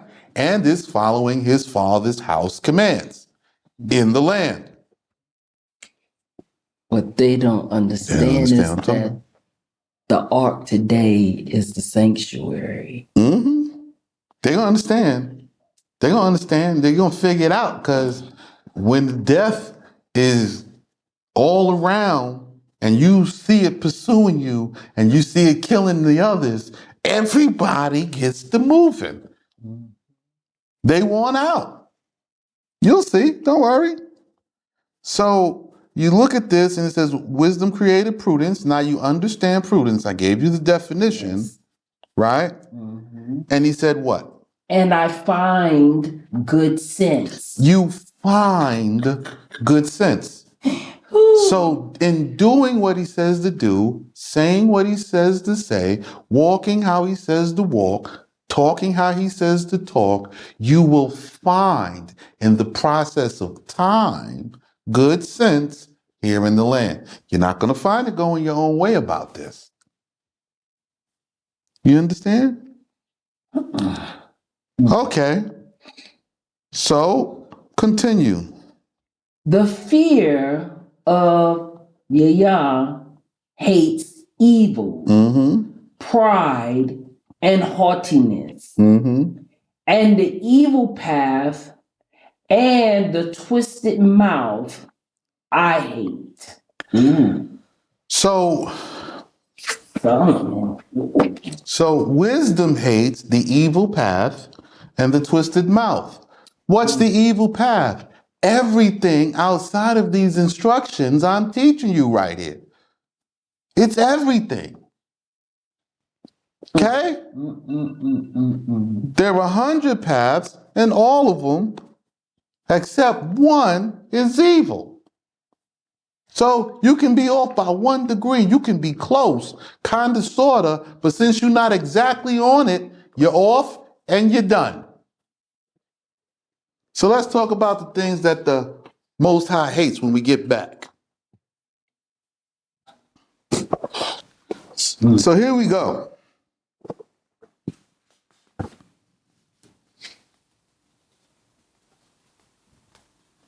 Okay?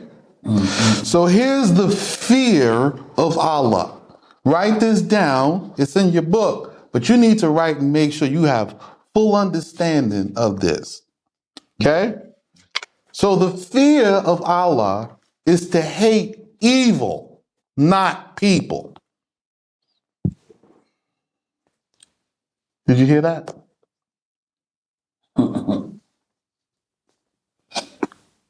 The fear of Allah. So you understand Allah's fear. I'm going to teach you how to obtain it and where it sits.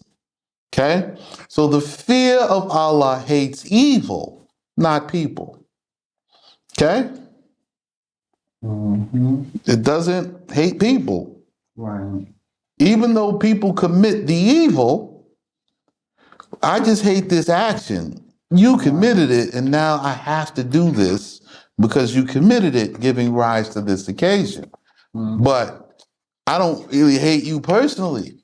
You just wasn't supposed to do this. Now you forced my hand. I have to do this to keep Allah from hating me, because in trying to preserve you in your evil actions, I am now being evil, and now his wrath will turn against me. See that? I hope y'all got that. Yes. The second thing, Allah hates pride. Arrogance. You know what pride is? It's arrogance. The attitude of having knowledge without the actual experience and the refusal to accept correction. That's pride. Okay? Pride is not the celebration of an actual righteous achievement. Oh, I'm very proud of you. You have studied in the law and you become a judge. That is not pride. Okay? That is honor. See? Yes, sir. Your father is honoring you because you made an honorable achievement. This commanded by law. Pride, however, is arrogance. You think you know, but you have not done. That's all of you. You haven't gotten off the rock. You haven't built nothing. You have no established understanding, relationship, ties, or anything to the people of the book. I know, because I got them. I'm sitting out here and I say, hey, man, we got to stop living over here. You got to live over here and do the law over here. But you say, no. Yep. Another thing. So you hate pride. So when you see people and they got that, I know I got it, but they don't know and they don't got it, I don't hate the people. I simply, when I see that, I know up the wrath of the Most High is coming over here to this person. Let me get on up out the way and get away from him, because the Most High is about to curse him. Mm-hmm. Mm. The Most High hates the fear of Allah. You have to hate arrogance. You have to hate evil, and you have to hate haughtiness. Haughtiness is entitlement. Okay? Entitlement is to think you deserve a reward without putting in the necessary work requirements. You're not entitled to a kingdom. You have to build it. There's a work involved. You're not entitled to receive an inheritance because you're a blood son of Jacob or Abraham. You're not entitled. If you don't come and put up the dollars and do the work and get in order, fall in line, you're not going to get it. I don't care how much you pray. I don't care how much you change your name and you wear funny outfits. Nobody's coming to get you.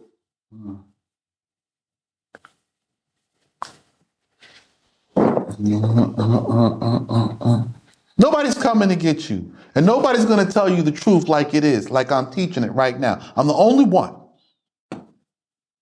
And the Most High made it this way. He blinded everybody else and made them fools. And it's a test for you to find this teaching and come into this land and come into this house and come into this building, this rebuilding, into this kingdom.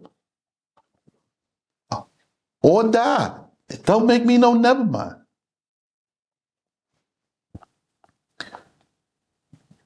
So you have to hate haughtiness. Oh, because I'm rich, I'm able to do it. You can't do it because you're not rich. Oh, because I'm pretty, I can get this because I'm pretty. Everybody's supposed to, give me something. Oh, because I'm old, I'm supposed to get. I'm supposed to have. I'm better than you because I'm rich. I'm better than you because I look better than you. I'm better than you because I dress better. I'm better than you because I got more expensive. Because I have or I am, whatever. Haughtiness. You have to hate that. If you don't hate this, you don't fear Allah. If you don't hate arrogance and pride, arrogance, which is pride, you don't fear Allah. If you don't hate evil, you don't fear Allah. You have to hate the evil path, right? 100 paths, 99 of them are wrong. You have to hate all 99. You have to have a fear of setting your foot off to the right or left by the smallest degree. Because in the day you do, you're going to stumble, you're going to fall, and everything will turn against you quickly, and there'll be no salvation and no redemption. So we keep warning you about the same things, because you can't do it here like you do out there. I read that in the law. So if you was with me for foundations, you got that. And you have to hate twisted speech. Saying one thing and meaning another, and it's vice versa, meaning one thing and saying another. You know how many people come here and they can quote everybody, but not one judgment of the law. They have none of the sayings of Solomon. They can quote none of his understandings because they don't understand them and use them for themselves. Practically, right? Meaning every day in common things and common actions. You see? Yes.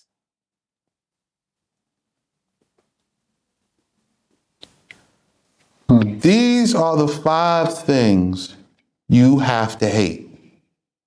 And I mean with a passion. So this is where you need to put your hatred. This is where you put your angry emotions. You have to, nah, I'm good. Ain't got nothing to do with the person. The person who walks in this, the only thing you do is just don't yield to them. Don't listen to them. Don't go with them. Get away from them. Separate yourself from them. Nah, it's not right. It's not arrogant for a person who comes here and becomes a judge to say, I'm a judge and this is my decision. That's not arrogance. No. Because that person who got appointed a judge, they walked it out. They walked out each and every step of each and every day of the process, showing loyalty, integrity.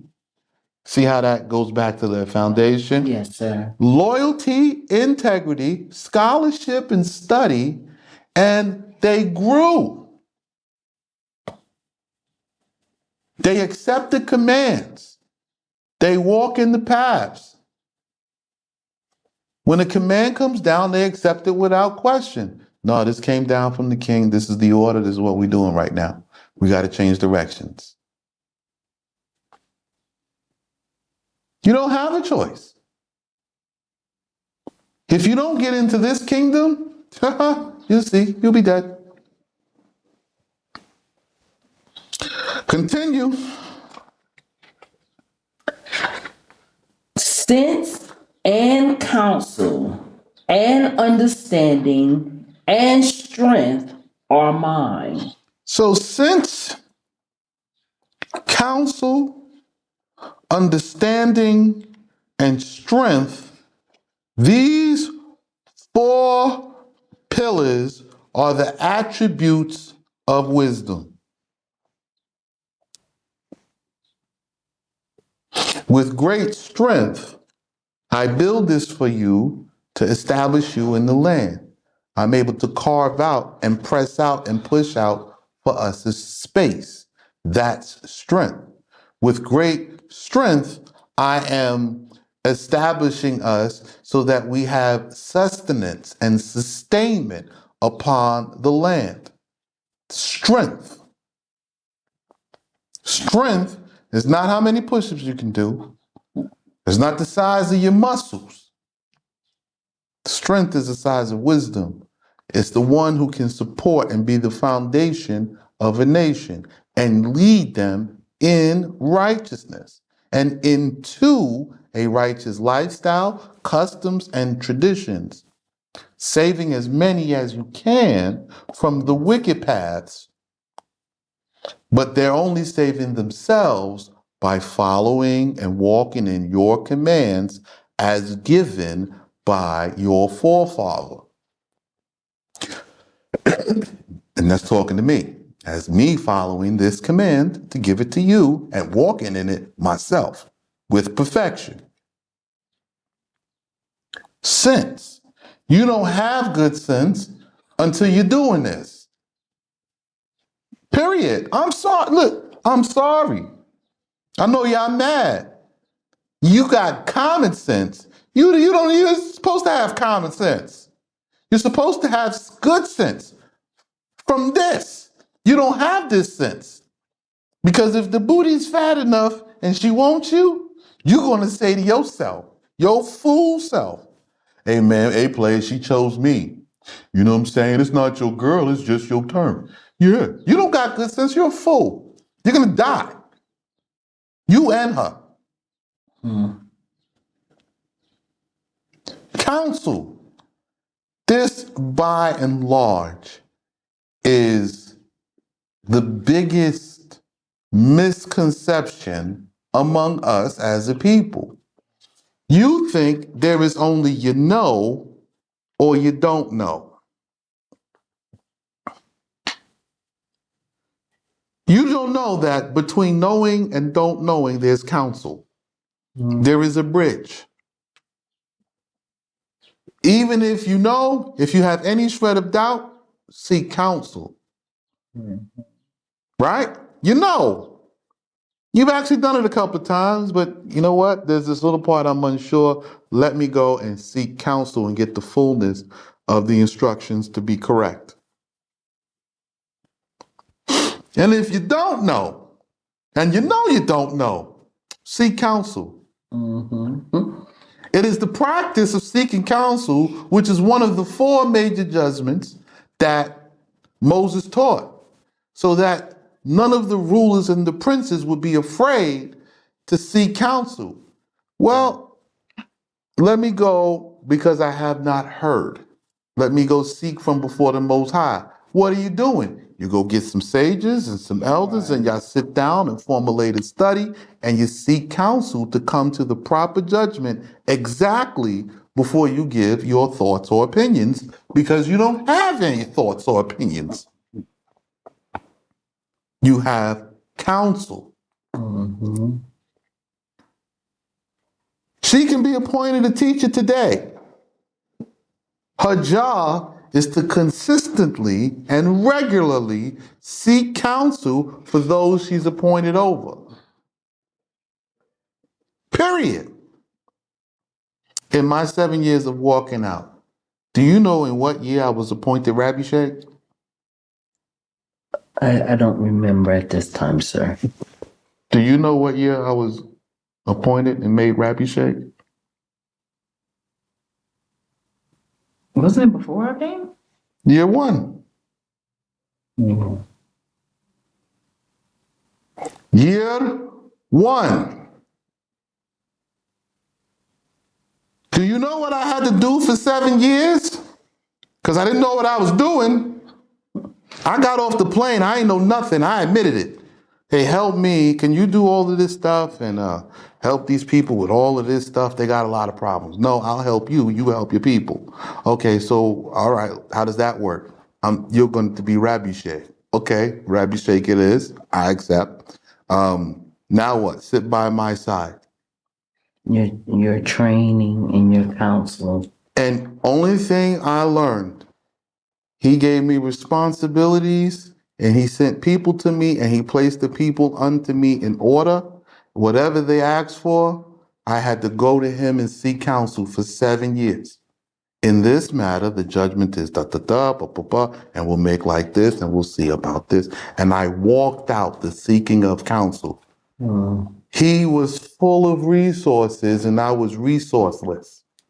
And then as I grew in strength, at the end of 7 years, I was able to manage resources and I had obtained resources and I knew the law that I had to be prudent over it.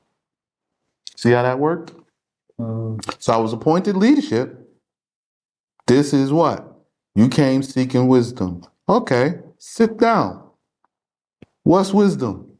Okay, first things first, I'll give you the sense, I'll give you the counsel, and I'll give you the understanding.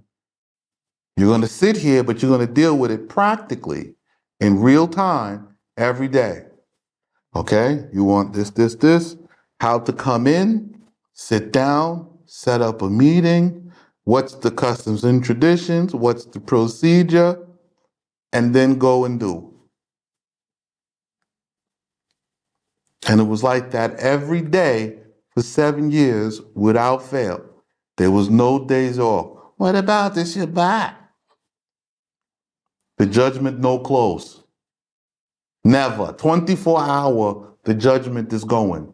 When you lay down, when you rise up, when you're walking the way, when you're talking over breakfast, lunch, dinner, anytime, every time, all the time. When you're working, it never ceased. So I learned it like that. And it was upon me and pressed upon me and ingrained and groomed into me like that. That's why I really don't remember nothing from America too hot. Like it's a struggle. Because you can't keep both in your brain. You can't. I've tasted the goodness, the fat of the land, and now I can't get this out my head. I don't even remember too much. This my culture, this my tradition, this my way. I know not to do that stuff. Right? I don't do it. I don't miss it. I don't look back upon my sin and have fond memories. I don't talk about them. They are forgotten. You forget. Continue. Okay. On account of me, kings rule and rulers, on account of me, are anointed in righteousness. So on account of Solomon and his wisdom and taking this class and coming out and obeying my instructions to go through this process, will kings rule? That includes mine. That's how I got here. I told you I went through it first.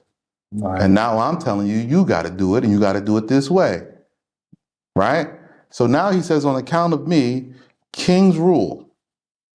Right?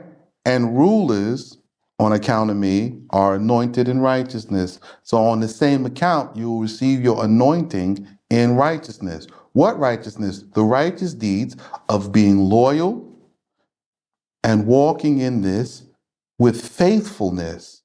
Your loyalty, your integrity. I am forever loyal to my teacher. Wisdom came through him to me from my father's house. The man who cut himself from his teacher has delivered his own soul to the grave.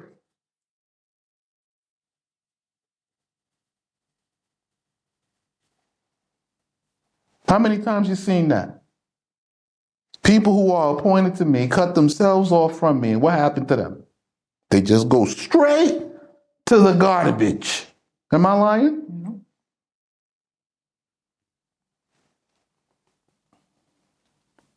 You see? What the Most High appoints to you, to be over you, you leave it. You don't. That's it. It's this and it's this and that's it. Whatever my teacher teach me, explain to me, walk me through, the only one. I only have one teacher in the whole wide world. And he was perfect. He kept me in my law, in my way, according to my law, without my law present. No books. The proof that he was a man of righteousness, an angel of the Most High. When the wisdom would fall upon him, I write it all down. And I studied and I kept and I memorized and I walked it all out. I don't care what it was. That's how it has to be. Otherwise, you won't be anointed in righteousness. You won't rule. You'll not be appointed. And I don't care what position it is. Oh, but you don't believe me until Solomon said, go ahead. On account of me, chiefs rule, and commanders, and all upright judges. Period. So you have to come and be in the chain. You will be appointed according to your merits. If you have the understanding of a judge, you're going to judge. If you have the understanding of a chief, you'll be a chief. If you have the understanding of a commander, you're going to command. It doesn't matter the position. They are all appointed from me in this seat. Right? It starts with the king on account of him. Hi, on account of him, I got to this seat. There's nobody else sitting here. I'm telling you, on account of Solomon, who is wisdom, the rest of you will come because you have to come through this teaching. It's telling you the order. Yes, it is. So the rest of you come and you're going to become teachers and everything, administration, officials, government, the whole thing. Right? And you have to come through this order, starting with the king and to the rest, right? Down to the last and the lowest ranking official, the police officer. Okay? You're going to have to accept it. You don't? You're gone. So all future rulers must accept this teaching from this class appointed by me and from my father Solomon on account of Solomon's covenant and seal. So I told you the seal of Solomon was unlocked. Here it is. You understand that now, right? And here's the rest of the seal and the covenant. I'll show you. Continue. I love those who love me, and those who come to seek me will find me. Wealth and honor are mine. Riches and possessions and uprightness. Righteousness. Excuse me. Better are my fruits than refined gold, and then pure gold, and my produce than choice silver. Okay, so we're talking about fruits and vegetables on the end part, right? Oh, farming. Yes. It's better. And so now you can see what I'm telling you to do is 100% correct, and I'm within my Father's counsel to tell you to do it. So let's take a look at what Solomon is expressing here. Those who pass this course and walk in these instructions with integrity and loyalty to me, the Son, right? And my father, King Solomon, and our leadership, because I'm taking it from him, then I'm giving it to you. And its counsel, right? Following the advisements and the judgments being given. Right? And its counsel to keep and follow lawfully, right? With coming in, right? With the hands-on training and participation and with the mentorship in the land will obtain leadership to be appointed kings, rulers over peoples, chiefs, judges, and commanders. Those who love us, right? We love those who love us. I want you to understand, you don't love me, Don't worry. You won't get my love neither. You don't get nothing else but the grave. This is the seal and covenant. You don't like it. I'm sorry. And those who are family, wisdom will find us. Mm. Right? So you might be blood of the seed of Jacob. But you're not going to come up to be Itzaki to join the family? You won't find us. You have no intention of keeping the covenants of the fathers to honor them, to love them. You have no way to find us. Those who do, they're going to find us. By hook or by crook, you're going to come around. No, I'm going over there with them. No. Mm-mm. You'll see. This separates the righteous from the wicked. You know what I did recognize in this reading right here? There are steps to the leadership. You pass the course and you walk in these instructions. But if you have no loyalty and no integrity, you got to have all four. You can't just have, I took the course, So but you're not walking it. You cannot have the European mindset. Yeah. You get the certificate, and now you can go off on your own. Yeah. No, here, you pass the class. You got to come in and sit down in the hands-on training. Then you got to sit down in the office and continue. And what happens is you start increasing your responsibilities. Yeah, responsibility is a thing here. You got to love having it. Yeah. There is no absolvement of responsibilities here. You want to increase. You want to be responsible for more because it shows your strength. Growing and producing your own fruits in your father's land is better than pure gold. And producing for your community, your family, your tribe is better than fine silver. See that right here? Notice the community, family, and tribe is not there in the sentence. Just to show you some of the errors. I can see more errors on the page, but you should be listening to me, right? And making these corrections to the paper as necessary so that you're gaining fullness of understanding, because I was commanded to hide it and keep it with me. So it's hidden. I gave you a workbook. See, it comes around full circle. Let's go. All right.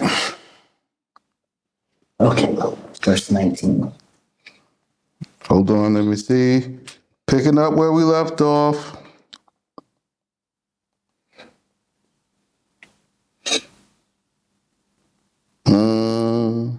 Verse 19. Now we gotta go further back. Our battery died and now we gotta reset. We figuring it out. Hold on. Because it talks about the fruits. Better are my fruits than refined gold. Yeah. Verse 19 of 8. Okay, verse 19 of 8. So better are the fruits than the fine gold, and the pure gold and my produce choice silver. So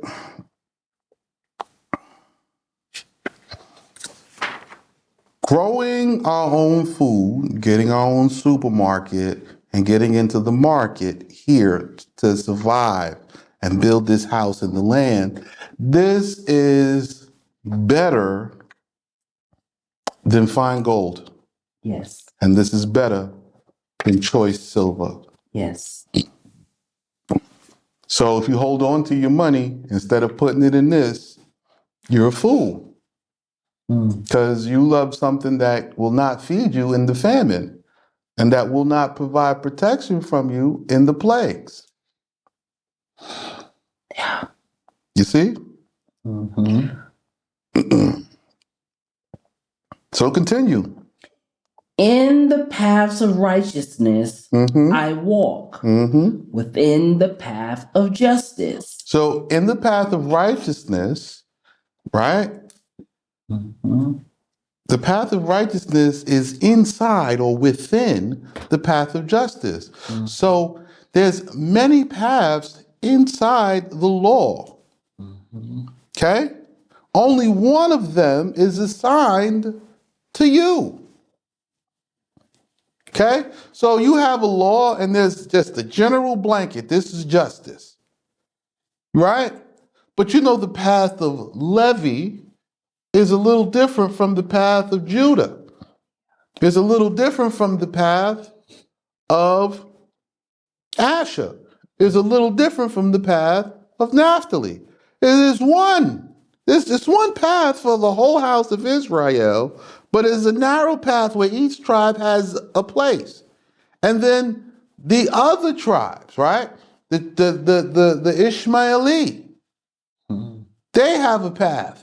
It's within the law. The Saudi, Esau, Edom, they have a path. It's in the law. Right? The other nations, they have paths and assignments to fulfill, and they have a path within the law. But the path of righteousness is only one, and it's very tight. It's one straight line, and you all walk in your place.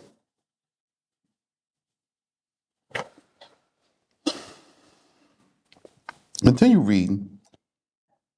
Within the path of justice, that I might endow on those who love me many years and fill their treasuries. Okay, so after you've given up your gold, your money, and whatever to build this, to make this, right? So you know it's worth more, fruits and produce, right? Food, the lambs, the sheep, the goats, the cows, the everything, the rams, everything we're supposed to have, and taking the possession, accepting my order. It's telling you right now from the door, walking in this will restore back to you your possessions, your inheritance, right? We're buying back land. It has to be divided by inheritance. So I can't have this man's inheritance. Even though I may start there, I may build it, it doesn't mean I get to keep it. I have to give it to him when the lands are to be divided. Right now, under me, I have to make everyone share and get back the lands as we are commanded. You understand? Yes, sir. So the possessions, the wealth, the riches, the gold, all of that is come secondary to survival and obedience. Continue. Allah created me at the beginning of his creation. All right, so now we are getting ready to understand who Solomon is and the authority that he has, him being the spirit of wisdom. So continue reading. We're going to read this all the way through, and then I'll give you the explanation on the backside. Before his works from the beginning, before the world I was made ready. From the beginning, before the earth was, while there were still no depths, I was born, and while there were no streams, storehouses of water. Before the mountains took shape, and before the hills I was begotten. Before he had made the earth and rivers, or the beginning of the dust of the world, When he prepared the heavens, there was I. And while he drew the circle on the face of the deep, and when he made substantial the clouds above, and made strong the springs of the deep, and when he set for the sea its limit, that the water should not pass beyond it, so the foundations of the earth. Then I was beside him, a faithful handmaid, and while he was rejoicing in me day by day, I was rejoicing before him always. I was rejoicing in his inhabited world, and my pleasure was in mankind. And now, sons, listen. Okay. So he's explained that he is the spirit of wisdom. And now, sons, you who are about to be appointed princes, pay careful attention to these instructions. Continue. And now, sons, listen to me. And happy is he who guards my paths. Hear correction and be wise and do not dismiss it. Happy is the man who listens to me and keeps vigil at my threshold every day so as to guard my doorposts. For whoever finds me finds life, and he will have favor from Allah. But whoever sins against me damages himself, and all those who hate me love death. All right. So we got to the end of chapter 8, and I'm going to now explain everything Solomon is saying. Okay? Those who pass this course will walk in these instructions with integrity and loyalty to me and my father, King Solomon, and our leadership and its counsel. Those who keep and follow faithfully, right, this teaching with the hands-on training, with the mentorship in the land, with the giving up of their money to come in and buy back land and continue to grow and develop in working the land, will obtain leadership. They'll be appointed kings, rulers over people, judges, chiefs, and commanders. We love those who love us. So if you love Solomon, love me the way you love Solomon, because you're getting the exact same judgment. Those who hate us will be cursed with death. You love death if you don't love us. And those who are our families, right, that join in with us to become one of the house, wisdom, the instructions, the how to do will be found by us in the way, in the doing. Okay? We're not going to get everything and know everything on day one and have full understanding before we make a move. We're going to make the move necessary according to the instructions and walk it out day to day.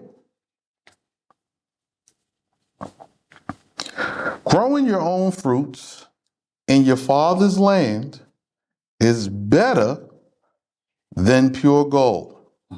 And producing for your family, your tribe, your kinsmen, your nation is better than fine silver.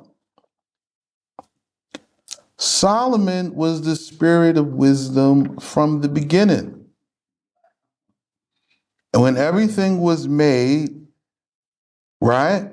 When everything was made, it was made with wisdom. Solomon was there. All men are like handmaids before the Most High. So Solomon said, I was like a little handmaid. Whatever the Most High said or required or made, I did from the beginning. You see? So when you talk about Solomon and all his wives and his concubines, Solomon was made and commanded to do so in that time. It was the custom of the world in that time. In this time, they don't do that no more. They do everything by covenant agreement. We are commanded not to get in any covenant agreement except those which are instructed by our forefathers. If you don't know what they are, don't worry about it. It not concern you. It concerned me. It's my job. So I know where the covenants need to be made and when they don't. Right? So Solomon in that time, he's warning us in this generation, listen, the first thing they're going to bring back, the first thing they're going to try to tempt you with is marrying their harlotess, whorish daughters. The foreigners and the aliens, they want to get their daughters in the king's house quick. They want to get their daughters with the upstanding officials fast because they don't want to be beneath or below the daughters of Zion. Don't marry them. You have to marry within your father's house. You can marry Ishmaeli and Saudi as commanded, and within those processes and orders. Other than that, you could take from within your father Jacob's house. There's millions. What? As they come in and take up your father's traditions and customs, there's a process for that. Okay? So Solomon was like a handmaid, and this is what we all say. The Most High, the man is the provider. So the Most High is the all-powerful, the all-sufficient provider, right? Yah Yirah, right? The Most High is our provider. The Most High have all power and everything. We go to him and we're asking to be in covenant. So we are the bride asking him to take us. So now here I am, right? And I'm in covenant, and he says, organize your brothers like this. There's my bride of Levi, there's my bride of Dan, there's my bride of Zebulun, there's my bride of Naphtali, there's my bride of Joseph, there's my bride of Lawi, and he continues on and on. After we get ourselves together, he have another bride, he have another wife, the land. And the land is supposed to be lived on like this, and accept this and everything else out. I don't want it here. He determines what the earth is and who lives where and how they are to live there, and what customs, cultures, and traditions the Most High has laid out and set for each land lot.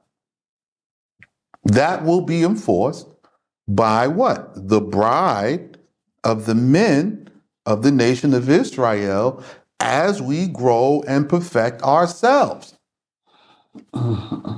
All my brothers are sister wives. And so now, since we the men have to live under the Most High's law like this and get along and work together as a team, all my wives got to do the same because it's the order he set for my house. He says, set your house like this. Set your business like this. Set your organizations, your administrations like this. It's not a question. So I really want you all to get and gain this understanding. So Solomon says, I was to him a faithful handmaid, and he rejoiced in me day by day. What is the Most High rejoicing for? Hey, he's just, okay, you say it. As you say it, I do it. As you instruct, I follow. Day to day. There's going to be a different instruction some days, okay? You may have a routine for a time. You should know and be sure it's going to switch up, right? the understanding of a judge and the understanding of a commander and the understanding of a chief, there is some shared elements, but they different altogether.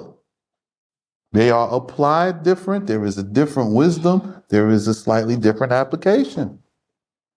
So just because you get promoted, you now at ground zero. I don't know what's going on. How do we do this? You have to learn it.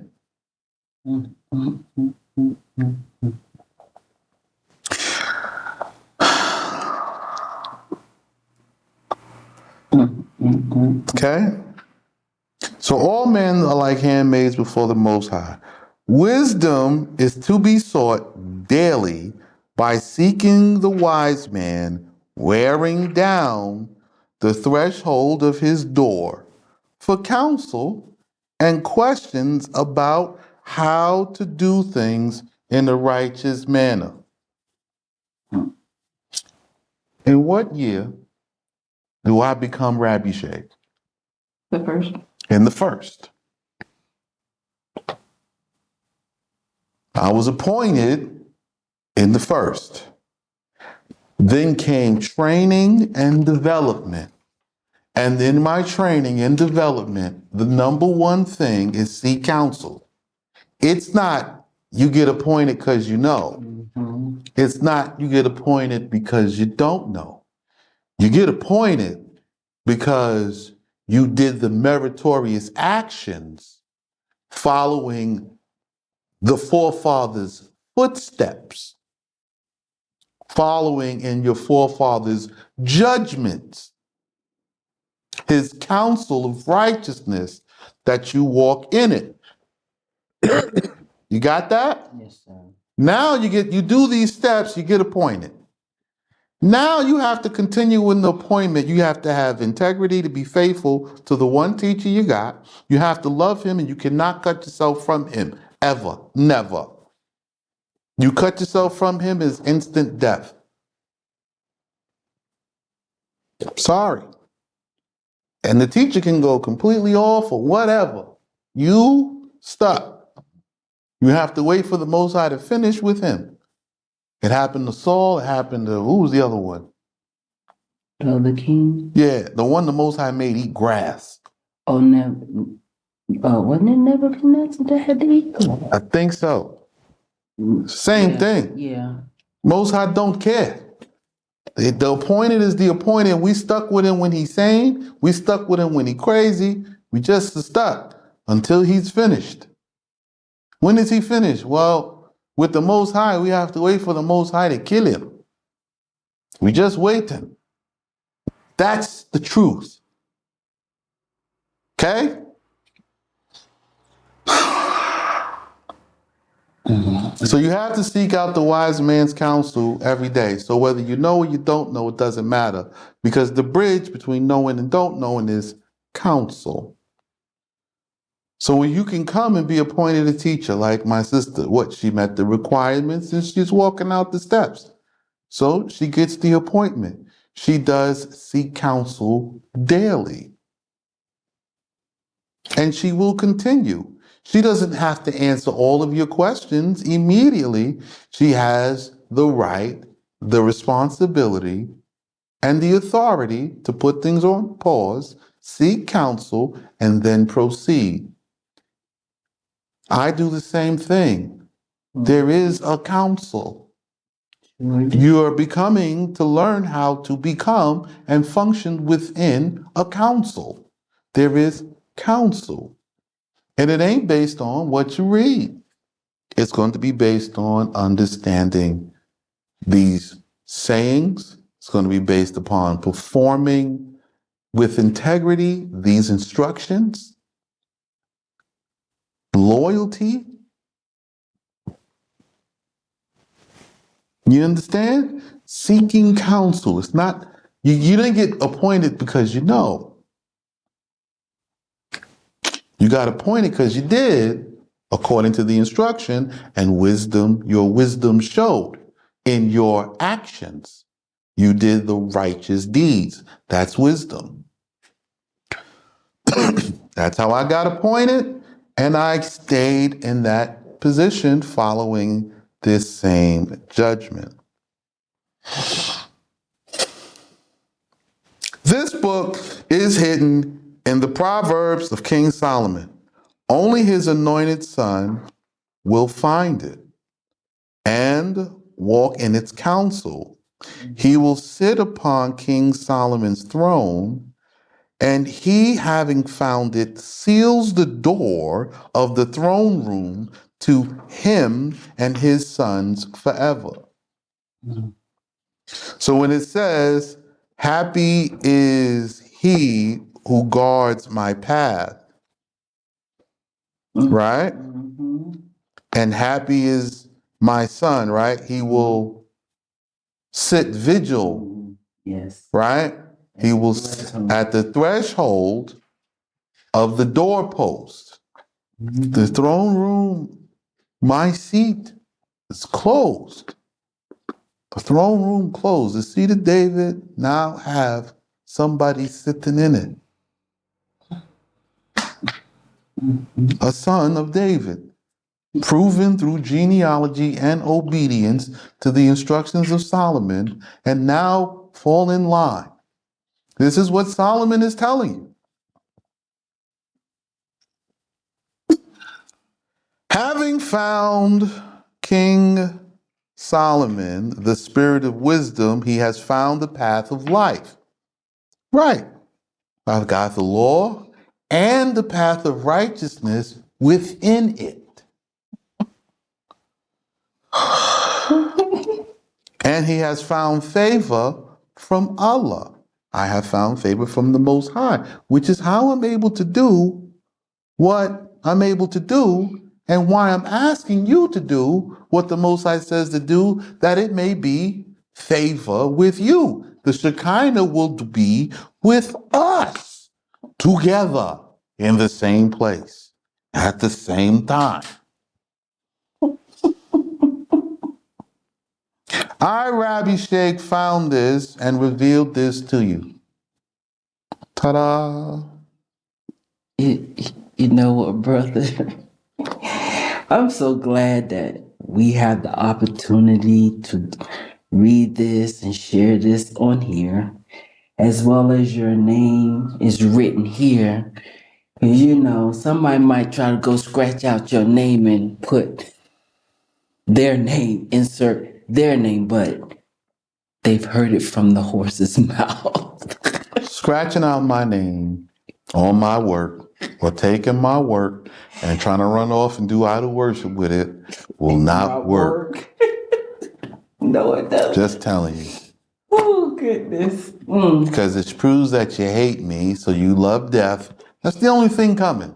And that's what happens to them.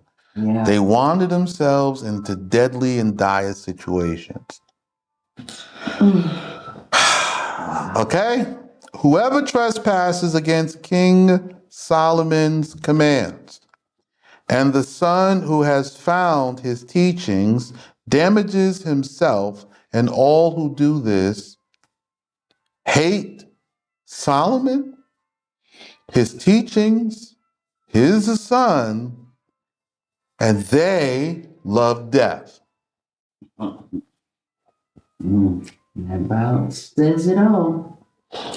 So now Solomon, this last paragraph which she read, it says, I, King Solomon, have left detailed instructions on how to rebuild my father's house, the house of Dawood. My son, Rabbi Sheikh, and 6 other men will take hold of my instruction and build the sanctuary to save the nation. They will restore and refine the priesthood and the altar of sacrificing and the libations. Okay? That's what it says. Now, part of that is actually continued because it comes from chapter 9, like verses 1 and 2. And we're going to go and we're going to read those right after this and then get into our closing.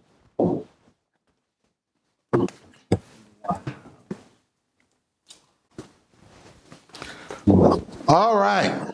So we come now to chapter 9. Yes. And let us see that Solomon did say this is what they do. So continue, read. Wisdom has built her house and set up in it 7 columns. So there's 7 pillars to building the house of David, the house of Solomon. 7 pillars, okay? These 7 pillars will be the 7 pillars within the tabernacle, right? Within the, to be later be placed, named on the pillars. These 7 pillars, 2 of them, one is myself, right? The second is Brother Ali. So you have the king, right? The first pillar, the principal. The second pillar is Ali, the pillar of the priesthood. And then there'll be 4 other brothers from their fathers' houses to come. So I know there'll be 7 men, right? 7? Yes, 7 So there's columns. 2 and there's 4 more. There's 2 and there's 5 more. So there's 7 men. I know their names. I know their tribes. I know their families. I know everything about these men. The only thing is one of their sons have to show up and show integrity, faithfulness, loyalty, and obedience. It's not difficult. You have to come and serve, right? Yes. So that's the 7 men. So I'm just unraveling this to you. So my name goes on the pillar of Boaz, underneath Boaz. So you'll see Boaz, you'll see David, you'll see Solomon, and you'll see me. In that order. Pillars of on that column, the principal column. Continue. And she shall have slaughtered her meat, and she has mixed her wine and set her table. So we will be obedient little sister wives to the Most High, and refining and restoring the priesthood, the altar of sacrifice, and the libations, and the Most High's service, right? Reordering and restructuring the rest of the people as they come, right? So that's it for today. What y'all got to say? This is one thing I like to say. It has been proven and written and shown that the men are the wives of the Most High, of Allah. Mm-hmm. And the wives, the women, Are the wives to the men. You cannot bypass the men To get to the Most High. to get to the Most High. You're talking about he's your husband. You have to serve in your creation. Yeah. What you were created to serve in, take pleasure in it. Yeah. Don't worry. I used to be guilty of that. You can change the mindset from it. Just follow the instruction. Mm-hmm. How about you? How you doing? You got anything you want to say to the folks? Today, no. No? No, not today. I don't have anything extra to say. So, this class is shorter than yesterday's class, right? Because you have to make sure each one has its points. So now, tomorrow, we do chapters 9 and 10. If you notice, I didn't put chapter 9 on there. So after you see that section, you can go ahead and write chapter 9 in there. And when we go through tomorrow's notes, you can do your edits and make your changes and adjust the text so that it reads understandably to you, that you may come and obey. Because if you come and I see you bring these notes, edit it up, I'm going to look and be like, all right, so you already are aware. We're going to go through this hands-on in real life.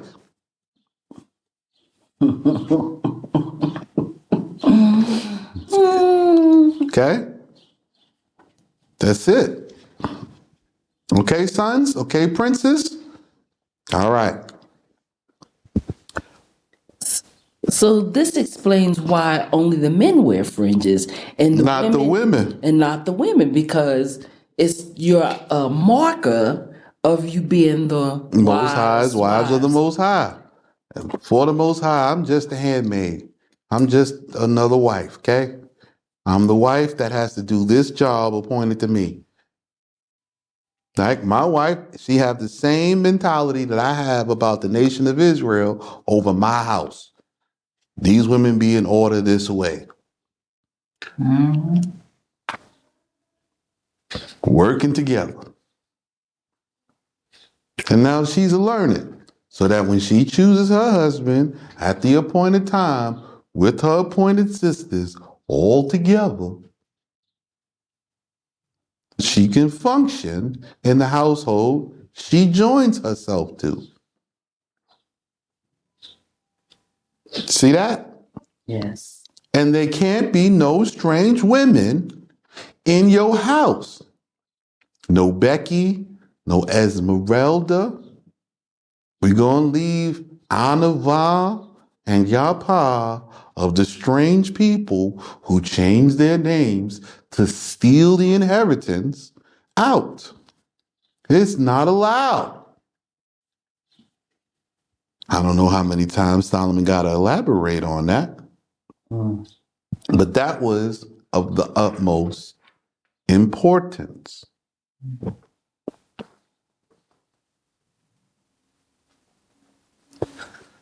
Okay?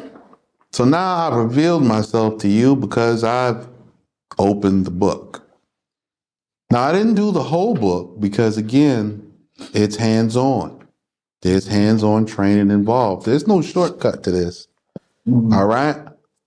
So let's do what we need to do. Let's be who we need to be. And let's get what we need to get and get it done.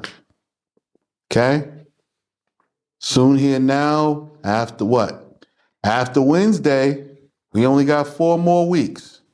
Time is running down. Okay? We have to work hard because we have to work in summer to harvest in fall and then set ourselves up to harvest in spring because the plan is to be back in the land by the next Passover. Not this one, the next one. If you're obedient, you could stop whining about being lost, right? And instead of being lost and found, you turn back into your tribe, your family, and the people of the book. And all the nations will see your innocence because you'll be doing what the book says instead of trying to teach and read like the idiots you are now, bewildered and stupefied by the curse of the Most High for your open rebellion. Because you're reading, you're not doing, so you have no knowledge of what you speak. How can you say that? I'm out here. I'm in the house. Right? I'm in the house. I'm in the covenant. I am in the path of righteousness, within justice. One step at a time, one day at a time. Please listen to these things, these teachings over and over and over again. I guarantee you're missing something. Okay? I'm not one to really chide or blow my horn. But according to Solomon, I need to say so because for 400 years, you guys couldn't find your way out of a cardboard box. You remained lost, you remained scattered, and while you keep complaining about it, hoping one day that the heart of the wicked will somehow change, that's not how it's done. It's done by force. And it begins when you begin to keep the law. Only the rebellious remain lost and cursed. You understand? Yes, sir. Only the rebellious. I'm Itzaki. I'm not lost. I'm not cursed. I'm home. Okay? I know my birthright. I know the covenant. I know the way out. I know what to do. I know that I got to do it. I know the time frame it has to be done in. You just have to do your part and be the people you claim to be or die. Either way, I'll be here, a faithful handmaid in the house, doing my job while you out there being footloose. Footloose. I was thinking of song. You're footloose. Yeah, you're footloose. You wanna go outside at nighttime?